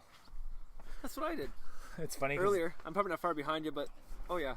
It's funny if you look behind you, you can see the sun is just about going to be eroding behind or setting behind the tree line. The trees, and then it'll get dark quick time, which is pretty awesome. Yeah, so we'll fight out here until the bugs get us. That's fair enough. I love that, man. We were talking about Sustain Niagara and trying to get back into things. And we've done a lot of work with the Niagara Lake Environmental Advisory Committee. I'm currently the vice chair of that committee. No way. So is it who's the chair? Norm? That's correct. Norm Arsenault, councillor from Virgil, Ontario. That's for right. Niagara Lake. We've done a few Zoom call meetings over the past year, more or less, and we discovered that we're in all lack of better, we're just a few blocks away from each other. Yeah. Pretty surreal, eh? Yeah. Running a meeting like that, but I'm grateful the meetings even exist, and I'm grateful even that committee exists. I think being a new committee, speaking as the vice chair and as a local, first and foremost, we're trying to find ways to make the committee effective and respected, and never in a pushy way, but the key word I think in that is advisory committee. we just, at the end of the day, it's our elected officials and the town, as you'd understand, who's going to vote on land use issues, development, environment, economy, agriculture, etc., and everything in between. But we just want to advise from an educated and kind of community-based standpoint. So we've listened to the stakeholders. We've also brought our expertise in biology and environmental sciences and geography to the table too. It's a pretty diverse board we got on there. I like the fact that we have an agricultural representative on the board too, which I think is appropriate. We live in an agricultural landscape, but we also have an environment. So it makes sense, right, to have those different stakeholders on the committee, plus the ones we engage in the community.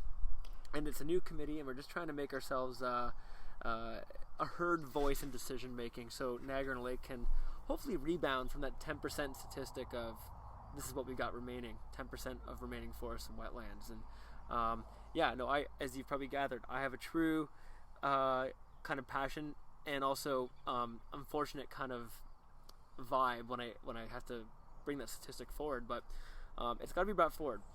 Yeah, it's 10% remaining. That's a pretty big deal. Yeah, and it's funny because there is that balance that has to be had, and like you need to do what you can to protect the reason why you like to be here. I mean, we like to be here because we have this environment to balance. Like we have this, it's so nice to live in a place that has vineyards. It's such a beautiful sight to see all these beautiful things growing. This is awesome. Yeah, and you don't want to kill the goose that laid the golden egg is the big thing. The reason people come here is because we have this incredible environment, and we don't want to do away with us you see it with so many other municipalities too. I mean, even look at like Milton has just expanded into just this massive city, and the province selects certain areas to be the areas of development and not only. And my background in economic development, I think it's essential that we have an economy that allows us to progress, to evolve, to increase our production, increase our technological capabilities. But at the same time, we must ensure that we have the proper place to do that on, and to make sure that we don't end up distressing and destroying the place that we call home. You got it. And this comes back to what you just said there, echoes. We'll go back to the Thundering Waters in Niagara Falls for a moment. It's not a matter of my stance, and I speak on behalf of the people I fought this issue with. It's not a matter of being anti-development, because that's unreasonable. The human population is growing. Our age group one day is going to need our own house and our own place, it's just inevitable. Development is going to happen. So to be anti-development is totally unreasonable. But when you got 10% remaining of the original natural foundation that serves us socioeconomically, you got to think, how do we do this smarter? How do we do this smartly? So I understand from a business perspective that maximizing profit is every business-oriented set of shades. That's their perspective, and I respect that. Those perspectives exist out there. But 10% remaining, we need to have a region and a town, quite frankly, that has more of a spine with saying, no, you can do this, just not here or not this way. Well, yeah, and I love that and I don't care if I'm biased because I grew up and live in Niagara Lake, but I want to protect Niagara Lake. I don't want to see us have a continual urban sprawl. I think I would rather us have a 1,000-story building in one spot rather than us having to chew up more of our usable lands. Rather than, here, cheers to that. Build up. I'd rather build up than out. Yeah. With that said, I was just having a conversation with someone earlier today about how you see a lot of marijuana facilities being grown in certain areas, and I'm absolutely for the legalization of recreational and medical marijuana, but I would rather see marijuana grown in places where you do not have a lot of alternatives for what can be grown in that area. For example, in Niagara Lake, we have such incredible soil. We have an incredible microclimate where our winters are less cold than other places in Canada, and our summers are less hot than other places in Canada, because our lake allows us to have cooler summers where the winter air is able to be stored in the lake and come out and keep the grapes and other products, other varieties of agriculture cooler in the summer. And also the heat gets stored within the lake and keeps our winters less cold than other parts of Canada, which allows our crops to be to withstand until the next growing season. You got it. I would so much rather see these types of facilities be operated in places. I mean, maybe there is more to say about the specific place, but I always have this thought about, well, why don't we grow our marijuana in Dunnville? Why don't sorry anyone in Dunville who's like, I got a pot place in my area and I don't like it or whatever it might be, but NIMBY. yeah, well, there's always going to be that. Yeah. Absolutely. And hey, I don't feel bad for the people that say, hey, I don't want this in my backyard. Like, I get where you're all coming from. It makes sense. Like, there's certain things I don't want here, but I do want in general. It's just in where do you place it? I mean, the one that comes up a lot is I've heard from businesses that don't want to be located in the same plaza as a safe injection site clinic, which I 100% agree. We must have these clinics in order to prevent people from having fentanyl overdoses that actually end up overburdening our public healthcare system and costing us more than being able to treat people ahead of having these catastrophic outcomes from having altered substances. But I understand I wouldn't want one next to my house or next to my business. Ideally, I want in a place that's not that close. But that's a whole nother conversation. Obviously, we still need to have them. So the conversation is, how do we find that middle ground? How do we balance it? How do we integrate it in our society in a non-disruptive way? Middle ground. That's the key word, man. Like it's kind of like we talked about I was talking about development earlier. It's not a matter of saying no development versus yes development, because those aren't realistic stances. It's coming. Human population's growing. You know, it's kind of like how there's needs for certain services that are coming and getting more popular too. And it's not a matter of saying no, here's the hard line. It's like, how can we accept all of this and fit it in geographically? Like you said, whether it's one business that doesn't want to be next to another type, okay, I see where they're coming from, but there's always a solution. You just gotta I don't know. I think a lot of things are regimented, and maybe you got a taste of this, you know, in your mayoral run and life in politics, but a lot of things are kind of what would seem like simple logical decisions. They're blocked by several layers of bureaucracy and yellow tape, and sometimes you can penetrate those, but it's not easy to do. But there's always a solution. You just gotta think outside the box sometimes. But what if the outside of that box is not permitted to get to in decision making? So, there's so many places in Niagara Falls, for example, with all the sprawling developments up there, where it's like, here you got these brown fields. These are farm fields that have been abandoned for years, decades, some of them, and they're growing primarily invasive species. Why don't you develop there versus focusing on tearing down original 12,000-year-old ecosystems? Like, come on. Yeah, there needs to be more done to incentivize brownfield redevelopment. It just doesn't have to be there or this way. And the whole A versus B thinking, or it can only be black or only be white, whether it's with development or with politics or with COVID or with the environment, I think it's always an unreasonable stance.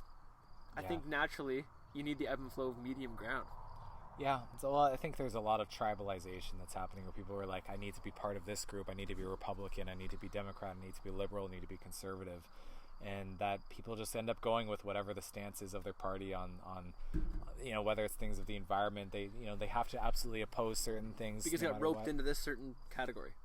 I'm curious. So here's an argument that you always hear is that we agree that it's carbon dioxide in the atmosphere that is contributing to the warming of our planet, and we need to do what we can to transition to more sustainable regenerative technologies that, for one thing, that we don't rely on a substance that, whether it's 20, 50, 100, 200 years from now, eventually we'll run out of the reserves of oil that we have within the earth. No doubt. And so we'll have that economic collapse that will happen at that point. So a transition to infinitely sustainable and reproducible energy like solar or wind or whatever else comes up with, or even even the hydro we have in the Niagara River.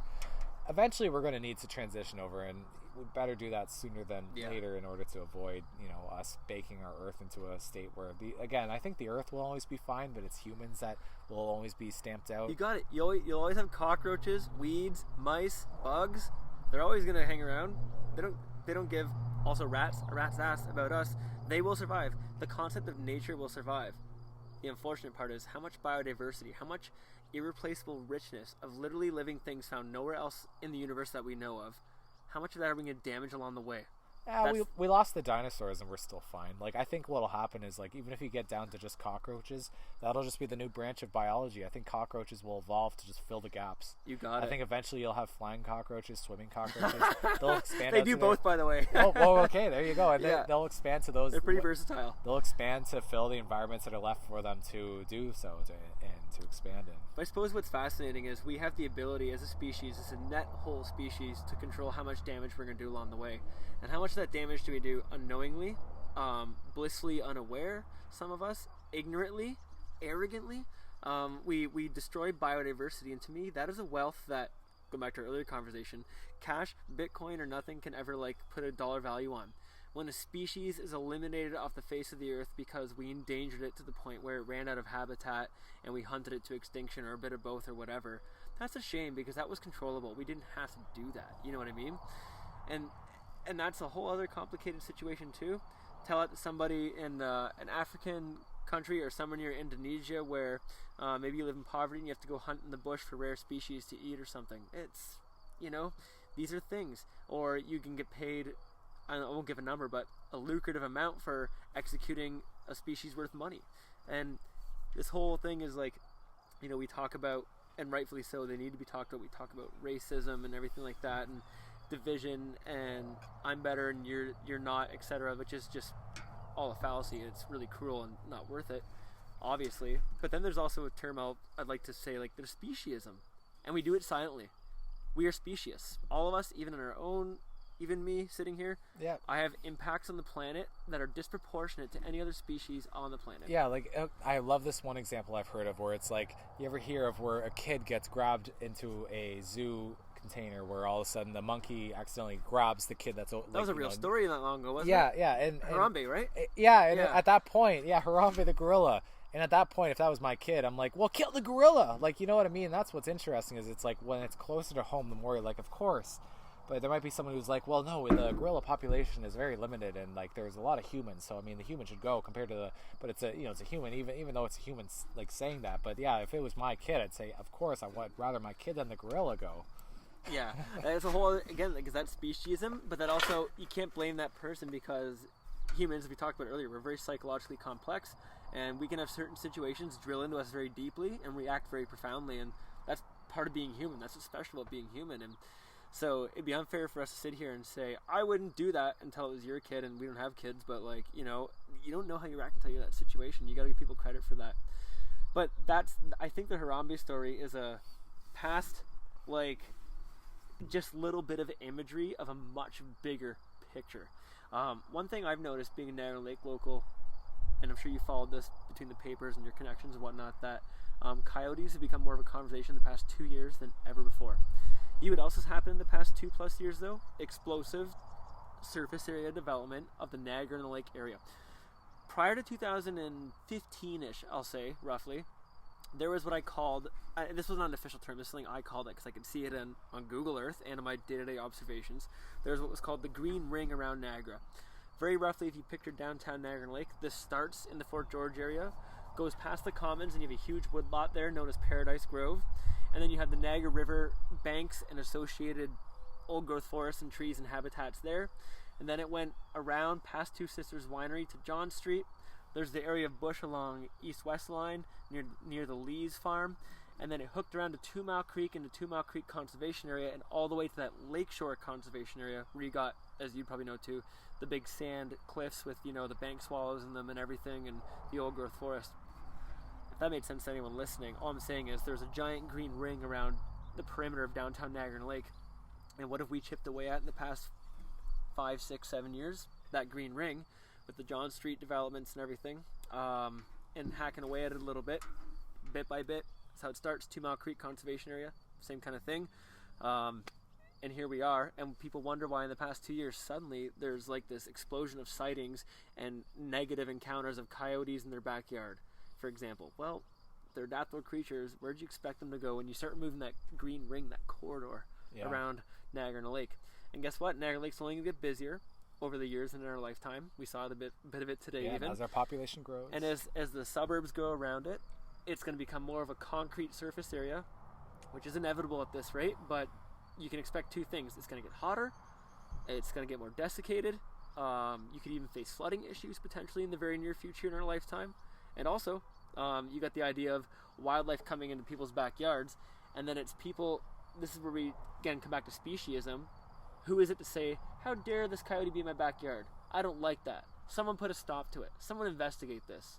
You know what? I understand where you might be coming from a fear and shock perspective, and I totally respect that. It's not every day a coyote comes in anyone's backyard, so I appreciate that. But you can't blame the coyote. Yeah. This is a stage we've created, And then when certain actors come on the stage, don't be fucking surprised. Did you ever hear that apparently California, even though on the flag is the black bear, they've killed almost all of their black bears, like the entire population? I think they still got some brown bears, aka grizzlies, in that neck of the woods in California, because they come down the western spine of the Rockies there. But yeah, I didn't know that. Interesting. Yeah, a huge amount of them apparently. And yeah, it's an interesting thing. Like, it's definitely, I'd say in the past even few months, become a very big topic of people spotting coyotes in their backyards. And the one thought is, well, you know, and it's another Joe Rogan bit. He always says, well, if there was a coyote and it was trying to eat my kid, I'm going to save my kid because I'm on team people. I'm not on team coyote. I'm saving our people. No, I get what he's saying. And right here, right now, I can't say I'd act any differently. That's fair enough.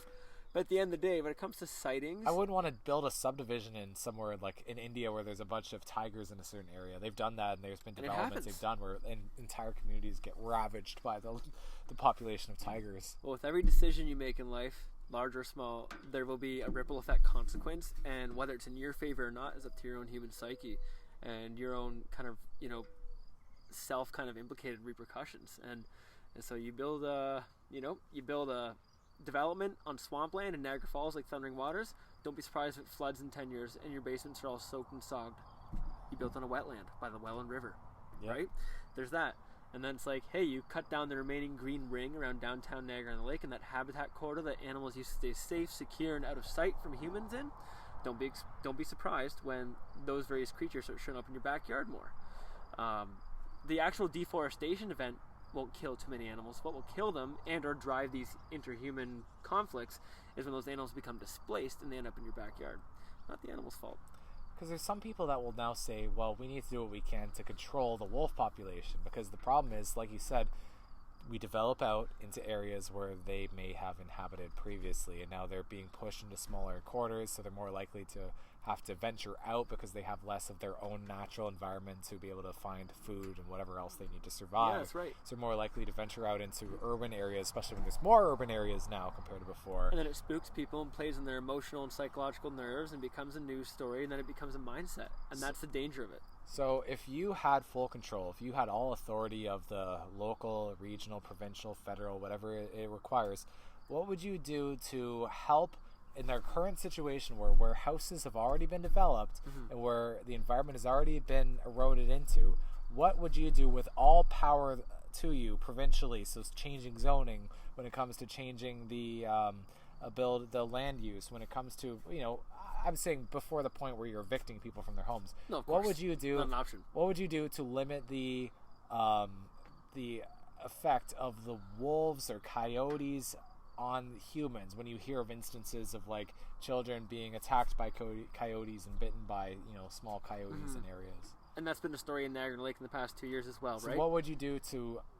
What would you do? Would you do some sort of a policy to kill, erode, eliminate, relocate any of the wolves? Would you say, no, it's better for humans to learn to evolve and to live with these creatures? Like, what would you do to mitigate that problem and to calm people from being afraid of and worried about their family or themselves being attacked by these wild animals? Okay, well, I think that's such a great question, man. And like, this is the kind of stuff that keeps me staring at the ceiling at night when I go to bed. Because I'm like, you know what? How can you mitigate this when neither species really wants or deserves this at this rate? I'm thinking the way you gotta look at it is, now, wolves and coyotes are a different machine, because wolves as a species, even though they historically lived in southern Ontario, including Niagara and Lake here, we're talking 150, 200 plus years ago, when there was less agricultural and urban development. But now they're strictly found more or less Gravenhurst northbound, right? Okay. So wolves do not, in their pure genetic form, exist in southern Ontario anymore. But they do bring on a similar story, funny enough, as coyotes, where it's like they can end up in people's backyards, per se. Coyotes way more likely than wolves, even compared to their relative geographical locations, because coyotes are a little bit more almost like squirrely, I'd like to say. They don't mind the urban environments, they don't mind the parks, they don't mind the shrubs, whereas wolves, as I mentioned earlier, they have that kind of DNA imprint requirement where I need X amount of territory to survive. I need big woods, I need wild spaces for my hunting, for my territory, etc. So dealing with, let's just stick the coyotes strictly down here in southern Ontario, but you know where I'd go with this? I'd say, these are native species. They were here long before us. That's the philosophical argument that doesn't stand up in town hall or anything, but we'll start with that just as a preset. But then I would say, let's look at the percentage of coverage of natural habitat and habitat corridors in your municipality and see where there's rooms for improvement. Because if you build corridors and safe spaces for animals, let's just say coyotes again, even deer for conversation's sake, even though deer aren't a threat to people, neither are coyotes really in the big scheme of things, but you build those spaces and you maintain them, you'll have less interactions. And I find, even talking about bear scares in all my Northern Ontario years and expeditions, both on personal experience and anecdotes and stories from the outdoors community, where do most of the negative and up-close bear encounters happen? They happen in the southern up north parts, where more people visit. There are more Right. Niagarans. It takes a person there to report a person seeing a bear. So there's stats of that, and also bears learn to remember, like a raccoon almost. They're like, hey, I can get food here, I can get snacks here, I get all these curious smells here, and they start to get confident, and they stumble onto these busier areas more frequently. So it's this exponential thing of animal and human conflict. Whereas when you go into far north Ontario, we're talking like beyond the Muskokas and Algonquin, there are just as many, if not more, black bears up there. Difference being is people don't see them as much because there's more wild space and they'd rather just keep to themselves. Coyotes don't want to see humans. Yeah. Coyotes don't... Ideally, they want to be able to fend for themselves. They'd rather get out of the way. They don't want to be spotted. They don't want to be bothered. They're more scared of you than, Well, yeah, plus humans are bigger on average exactly. than coyotes. And unfortunately, statistically, it takes one story, which I give all validation to because it actually happened, where there's a teenage kid in Virgil here who was bitten, attacked by a coyote. Yeah. That is so unfortunate and probably realistically traumatizing for that kid. I totally understand where that kind of situation is coming from, but I dare say in the big picture that was statistically avoidable if we didn't deforest the remaining areas, even in Virgil, which has been happening in the past 6-7 years. There's things we've done that we can't undo, and then, like we said, we're not evicting people and saying we're going to give this back to the animals, obviously. So what can be done now, though, to deal with this? Like, I'm just thinking, brownfields. So I'm thinking from an outside perspective where I don't have the expertise in this, but I would think that could we just build like a 10-foot tall, 15 feet tall fence around the areas that we know that they're in, the wooded areas, to keep them in? Can we make set the wiring on the top of the fence in a certain way that it's hard for them to get out, but if they do get out, it's easier to get back in? What can be done now? That idea, it could sound good, and I see where you're coming from. I feel like, though, that would set a very dangerous genetic precedence because, as you always hear, like, even with humans, let's just go like right to the point here. Inbreeding ain't a good thing. That has never in history served us well, and that goes the same for mammals, reptiles, birds, etc. I find if you're putting certain natural areas caged in as a sanctuary and protected area, that might seem good, from a visual standpoint and a logistical standpoint, but it risks terrestrial animals from spreading their genetics successfully to other populations. And if you don't have them spreading those genetics to other populations, you're at a high risk of inbreeding. And when you inbreed, your population of that respective area becomes more susceptible to disease, mutations, etc. And that was my big deal with Thundering Waters. Even though they said there was an ulterior kind of motion there for a little bit, where it's like, hey, fine, we won't touch the wetlands, but we're going to develop all around the protected wetlands. I'm like, so you're putting this geographical area in an island, and all those terrestrial animals in there are going to be less inclined and less able to go explore elsewhere, share their genetics. Literally, just to word it bluntly, like you're a deer and you want to go and mate with another deer in another woodlot. That possibility is suddenly gone, and you got this genetic island trap, and statistically and genetically, you're at risk of inbreeding deleterious kind of effects, and that is very damaging to biodiversity.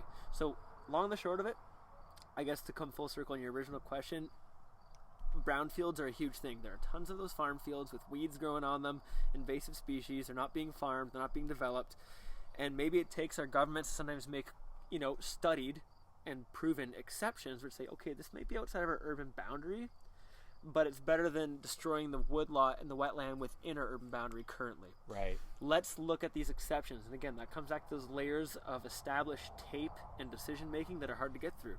Yeah. So let's look at those fields that aren't doing anything in the big scheme of things. They are biologically non-constructive in the big scheme of things. They're not supporting any major type of habitat. But it's better than tearing down an original habitat you can develop there. It's funny because some people would really love to live in a place that's just outside of like an environmental conservation area, and like I get that. It's the same reason Absolutely. why Myself included, you could say. yeah. Oh, absolutely. Yeah. It's the same reason that like lakeside and riverside and waterside properties are worth a lot more. It's because you're next to that beautiful natural ecosystem that you hope will not change. And that's the reason why a lot of the times when you have these proposals for developments in areas that maybe don't have that magic fairy tale wand designation of being environmentally protected, when they're brought forward with a proposal to develop upon it, even though it's in the urban area, you still have that same human interaction where someone will come to a council meeting and say, we don't want to see development on this area. And We see that in Niagara Lake. yeah, and like you were saying, there might be an area out there in Niagara Lake that doesn't have a lot of species living in it. Maybe it is a dry, horribly barren area that But it's happens not also to be producing agriculture. It's kind of that in limbo. Yeah, if it's you could barren, still do it's- something with this month. Yeah. and that there are lands that are more fertile for, you know, environmental conservation or production of any type of a vegetable or any type of a more environmentally sustainable use that could be in an urban area, but because the province has waved their wand and said this area is deemed for urban boundary expansion of houses or commercial use or industrial It's use, a quota. It's a geographical quota. and yeah. it's a simplification because it is so difficult, I guess, from the provincial level to be able to organize every acre of land in the province for a certain use. So they simplify it by saying wherever the current urban boundary is, that's where it can expand from. And also from a standpoint of, well, this is where our infrastructure is. This is where all the underwater, all the sewer systems are. So we must build upon here. Mm-hmm. Yeah, there's so much that goes into that, into deciding which areas should be used for growth and which ones should be protected. And Hold, I thought I break my seal again. yeah, go But for it. I gotta tell you, we're onto something here. I think this would be a good, like, kind of home stretch, like, conversation, because we got some stuff to talk about regarding St. David's and Yeah. decision making in Noddle. Oh yeah, man. I'll remind you about St. David's when you come back. All right, cool. So, yeah, again, we're here on, I forget what day it is. It is Saturday, August 14th on this beautiful Niagara Lake evening. And I'm glad we could finally catch up. So again, me and Owen, we've lived here in Niagara Lake our whole life. We really haven't gotten to know each other too well until, even today, this is our first time sitting down and spending this much time together. It's always kind of been in passing, whether at an event, saying hello, recognizing each other, acknowledging each other. But we haven't had the chance to be able to sit down and to kind of discuss some of these ideas and discuss some of these problems that we're having to see if there are any solutions for them. And I think it's good to have these long-form conversations, better than just the little sound clips that you get or the little post you get of just, one or two sentences. Hey, this is happening. Here's this little thing. Here's this one little comment. It's nice to really see how thoughts are evolved and how, just by sitting together over, whether it is 1-2+ hours, it's nice to see where your thoughts naturally just kind of fall into, and to see just based on nothing, there's no expectations, but just being able to continue just the flow of conversation, to see where you end up on a certain tangent, to see what kind of a ponderance you come upon, and see what is important for you to say, what are you passionate about, what ideas do you have to share. And that's why I love just these long form conversations. Yeah, see, man. where do you end up, what is it that's really worth talking about when you've got a certain message to put out. I guess on that note, as I just learned as I was visiting the vineyard and watering it, my girlfriend just texted me and she says, hey, not in a rush way, but I'm barbecuing, and in no rush way, if we're going to wrap things up, given that this is a limited opportunity, it's been a long time coming, what else can we talk about, or what will we tell people listening to this right now? Well, I know you're saying you had some concerns about St. David's, and it sounds like that'll probably be another conversation to have. Yeah, but, like, we can get a Coles Note starter version even of it, maybe. Like, here's my concern, more or less. 4 Mile Creek is our largest watershed in the municipality of Niagara Lake. 4 miles because it's 4 miles from the Niagara River. You've right? got it. Yeah, not many people know that, man. So, of course, in Niagara Lake, as far as the bigger, more well-known creeks go, I'm going to skip a few, but you got 1 Mile Creek in downtown, 2 Mile Creek, which flows mostly rural, but also ends up in downtown. 4 Mile Creek's kind of in the middle, and then you got 8 Mile out towards like the airport and beyond, and towards McNabb there. And you said it, Dan. All those creeks are named not by their length, but rather how far they empty out from the mouth of the Niagara River. 4 Mile Creek, though, of all of those, is the largest watershed. So that means it's the largest geographical area that collects water into a certain creek system. And what's interesting about 4 Mile Creek is it's both its biological and human history, in that there are parts of it, rarer than not, that have not been influenced in its original course. So it still winds and weaves and makes the same S-bends as it would have hundreds of years ago. Obviously erosion and naturally those sorts of natural processes can change the creek a little bit. But we're talking a natural setting, and then there's a whole stretch of it somewhere in between and up towards St. David's now that is more or less, the creek has been rerouted into a glorified ditch, as I call it. It's still the same water, 4 Mile Creek, it still is 4 Mile Creek, but it turns into a giant ditch. And that ditch has very little original remaining forest or wetland coverage on the sides of it. So what happens is direct sediment input comes in from all the farmlands in the area, and it makes the waters more turbid, and basically which just means dirty, muddied, more filled with sediment. And then you add the factor of that with St. David's going on upstream, and figuratively in life, whether we're talking about the environment or politics or a bit of both, whatever happens upstream eventually is going to come downstream, right? The pyramid scheme of life. And St. David's is upstream, and because of its explosive development in the past, we'll say 6-7 years more or less, pretty recent, I called it in my most recent article for the Not a Local, the concrete bowl theory of St. David's. And you made this concrete bowl there now, which is about maximizing profit and development space. And when our severe precipitation events hit this concrete, it's not being absorbed by the farms and forests originally there in that area. And it's going straight into the creek, and we're dealing with flooding issues, which now becomes a resident or citizen issue. So not only are you destroying the biodiversity, but you're also creating an issue for your residents that actually live there. And I believe between the upcoming kind of idea and talk, and there's even mapping to go with it, of how they want to reroute 4 Mile Creek even furthermore in St. David's, in the valley area there. Yep. Like behind... like right at the bottom of the escarpment, right? You got it. Like basically the whole area between Eagle Valley Yep. and Chocolate Effects. My understanding is there's implications to reroute and straighten parts of that and turn it into more of an irrigational ditch versus a meandering natural creek in the valley. That to me has major environmental concerns, because that's what you're doing upstream. 4 Mile Creek already has a pretty, honestly, ugly score according to the Niagara Peninsula Conservation Authority with its water quality. And if we continue to develop upstream and remove those natural kinks and weaves in there which filter water, provide unique microhabitats in the creek system, filter the sediments and everything else that comes in and the pollution that comes in from urban areas, 4 Mile Creek is not going to heal or get better. So I kind of touched on my last article how the creek seems to be getting the blame, which to me is a political move, to be honest. You got the town, the NPCA, and the region all kind of in this triangle of conversation going, who's responsible for 4 Mile Creek? Who's responsible for its health, how its waterways affects our citizens and developments, and who's responsible? And my basically summary of the article was, guess what? You all have the money and finances. You all have the expertise and knowledge. You all have the resources and time. Instead of figuring out who's responsible and playing the blame game, stop blaming the creek and just get to work together on it.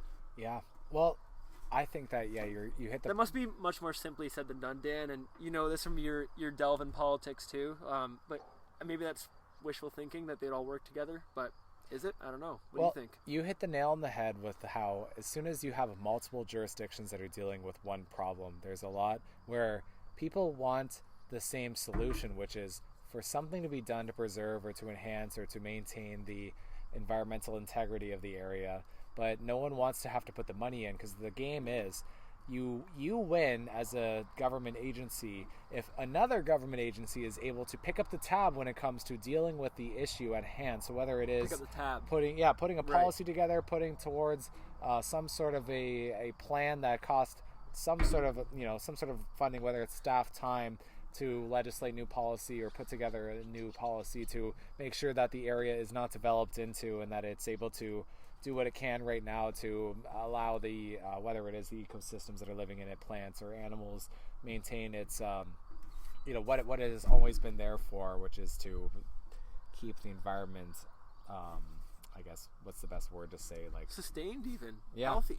Yeah, just so we don't kill the goose that laid the golden egg. Yep.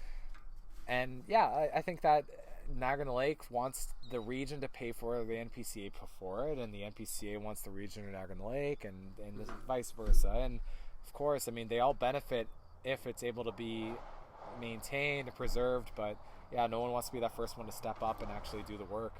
Do you find, like, even with your job at Fort Erie, if you don't mind me asking, do you get a taste of that whole passing the buck for who's responsible for what, and it's like nobody wants to take a certain issue on? Like, do you feel like there's a bit of that going on even out in other areas of the Niagara region? Yeah, absolutely, and I'll fight for Fort Erie on this one just the same as I think Niagara Lake does. Right. It's like there's things that happen that are much bigger than Fort Erie, like the erosion that we had along Lake Erie, some of the horrible flooding that we've had from like just storms where the Past wind. 5 years have been bad. Oh yeah, Oh, yeah. I remember when I started there, it was the end of 2019. Huge storm. The wind was going northbound, pushing all the water into Fort Erie, and we just get demolished. And I mean, it's hard for for just the town itself to pay for it. Thank God there is provincial and federal emergency relief funding. Yeah. Because this is something like Fort Erie can't determine what happens on an international scale. Fort Erie can't deal with what's going on in China or India or other countries in the world where there's Right. mass pollution happening. So yeah, I would say absolutely there's a lot of those instances, and I'll fight for my employer that there's a lot of times where Fort Erie is caught having to deal with something that's more of a provincial, federal, or international issue. And I'd say it's usually the smaller government that ends up having to eat the problems that are happening at the larger level. Right, and that puts them in a tricky situation, which I suppose I can appreciate. And do you feel like the Niagara region amongst other municipalities is a pretty common theme where larger than municipal issue, maybe even larger than regional issue, or for lack of better words, pressure comes onto them, and they're kind of left squabbling at ground level going, whoa, this came out of nowhere. It's one thing to catch a raindrop, it's another thing to try and catch an entire barrel of water and dump it on you, right? And do you think that's kind of a thing across Niagara? Yeah, I think Niagara is a very interesting place that we have 12 municipalities for only 500,000 people when a larger population, I think it's about 550,000 as of 2016 Statistics Canada's census of Hamilton, with one level of government deal with. I think there is just a huge complexity there with trying to determine what the responsibility is, who's to do what. The delineation of work is just so difficult, and it frustrates developers who have to deal with the local and then the regional levels when it's whether it's the building department, economic development, or planning department. Yeah. So there's complexities there, but yeah, there definitely is that game of things being passed back and forth in certain respects. Specifically speaking, there's nothing that really comes to mind at the top of my head, but yeah, there definitely is a lot of duplication of efforts that probably don't need to be there. Yeah, and that can complicate important decision-making processes sometimes. Like, maybe decisions that perhaps, I argue, would be simple and easy and affordable to make, but it's all a matter of who's going to do it, who's going to look good while doing it, who's going to not look good not doing it, and it becomes this whole like, oh, who's going to do this? And that puts you in a weird checkmate for getting real change done. When I joined the Environmental Advisory Committee for Niagara Lake, I came in with a mindset, which I still retain, where my motto, my own head for that committee, if there could be a motto or like a slogan, was see real environmental change. Don't just talk about it. Let's not have a meeting about the next meeting about the next meeting about it. Stop the 2-year, 4-year plans. Do it this year if you have the resources and time available. And I want people, as both a local perspective and a visitor and tourist perspective, to drive into the town of Niagara Lake and be like, wow, like, okay, we celebrate the wine, we celebrate the Shaw, we celebrate the culture and the history, which is all something I like to celebrate too. Why not, considering the volume of visitors and people we have here now, add environment to that category? We should celebrate it. We're in the most species-rich ecosystem and area of all of Canada, being in the extreme south of Ontario. So, kind of going back to the full conversation we were just having, instead of playing the whole, who's going to do this and how are we going to do it and who's going to look good doing it, let's just do it. Yeah. I think it's the most aggressive I'll get tonight. Let's just do it. Yeah. Like, oh man. What that final thing I want to leave on is, I guess, to say that I think that the environmental damage that we leave is very similar to the debt that's left to the next generation. As a government, we do what we can to try to maintain a certain. Yeah, we want to keep the level of living, the standard of living, as high as possible, while certain government entities are elected or in power at the time. They want to do what they can to make people as happy as they can while they're in the leadership position. So you can do things like you can you can just destroy a certain environment in order to give people something right now, whether it is a home or a bottle of water or some sort of a product, but it's at the expense of future consumption from that resource. Yeah. Or you could say, we're going to borrow from the future and put a lot of debt on our government in order to keep the people happy right now. Borrow from the future is a scary concept when you frame it just as that sentence. Yeah, and humans are willing to do that. I mean, there is something called discounting, where you discount the enjoyment you can have in the future. What you can enjoy today is more valuable than what you can enjoy tomorrow. It's the reason why people go in debt, to do things they can enjoy today that they maybe not, I agree, may not be able to tomorrow. But so I think that it's important that we realize that we were lucky enough that the people before us didn't completely throw us off the edge of the earth and didn't completely put us in a horrible trajectory, that they at least left a society that we could flourish into a certain extent. So we need to do what we can to ensure that we have an economy that is not incredibly riddled in debt, that we're not able to make investments in things that matter and things that will create technological innovation and a higher standard of living. But we also must ensure that we don't completely destroy and expend our current environment in order to have a plentiful and bountiful society at the expense of a future society that will have to deal with the consequences that we decided to take on their behalf today. You can't see what's coming long term sometimes. It's part of the human condition. It's part of any condition, I feel like. You got to kind of wait till the storm's at your back door. If the storm's in the neighboring town, whatever. But when the storm's at your back door, that's when people are going to act. The scary part, which you just, I think, touched on, Dan, is the storm of whether it's climate change or social change or all the things that are coming down the hatch for us in real time. We're so immediate, and ultimately it's long-term what you live with. You can't do anything about the past. You can certainly learn from it. The present is where you can act, and the future is what you're going to live with.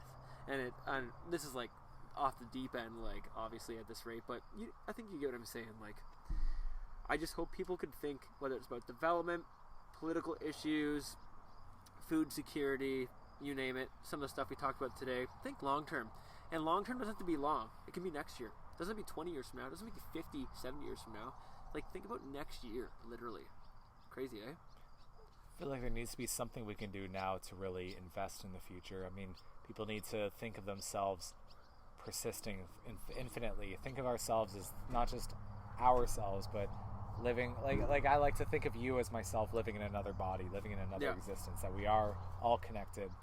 Maybe that won't happen until psilocybin becomes legalized for the entire population. We realize that we're all this interconnected species, that we all are one human, trying to live in this together. But as the sun sets, I guess so shall we. I think so too. You know what? This is a great way to wrap things up. Like I said, we've done the local trip through Silversmith and Oast. We've had some great life chats. I feel like, again, this is an overdue conversation between you and I as two NOTL locals. My girlfriend's around the corner with some stuff on the barbecue, apparently, so God bless her. That's amazing. But it might be a good time to wrap up. And Dan, this has been awesome. Cool. Well, thanks for coming by. And thanks to whoever watched this today. Let's do this again. Yeah, I think we will. Won't be the last time. That's for sure. All right. Thanks, everyone, for joining. Thanks, Snowball, for recording us the whole time. Take care.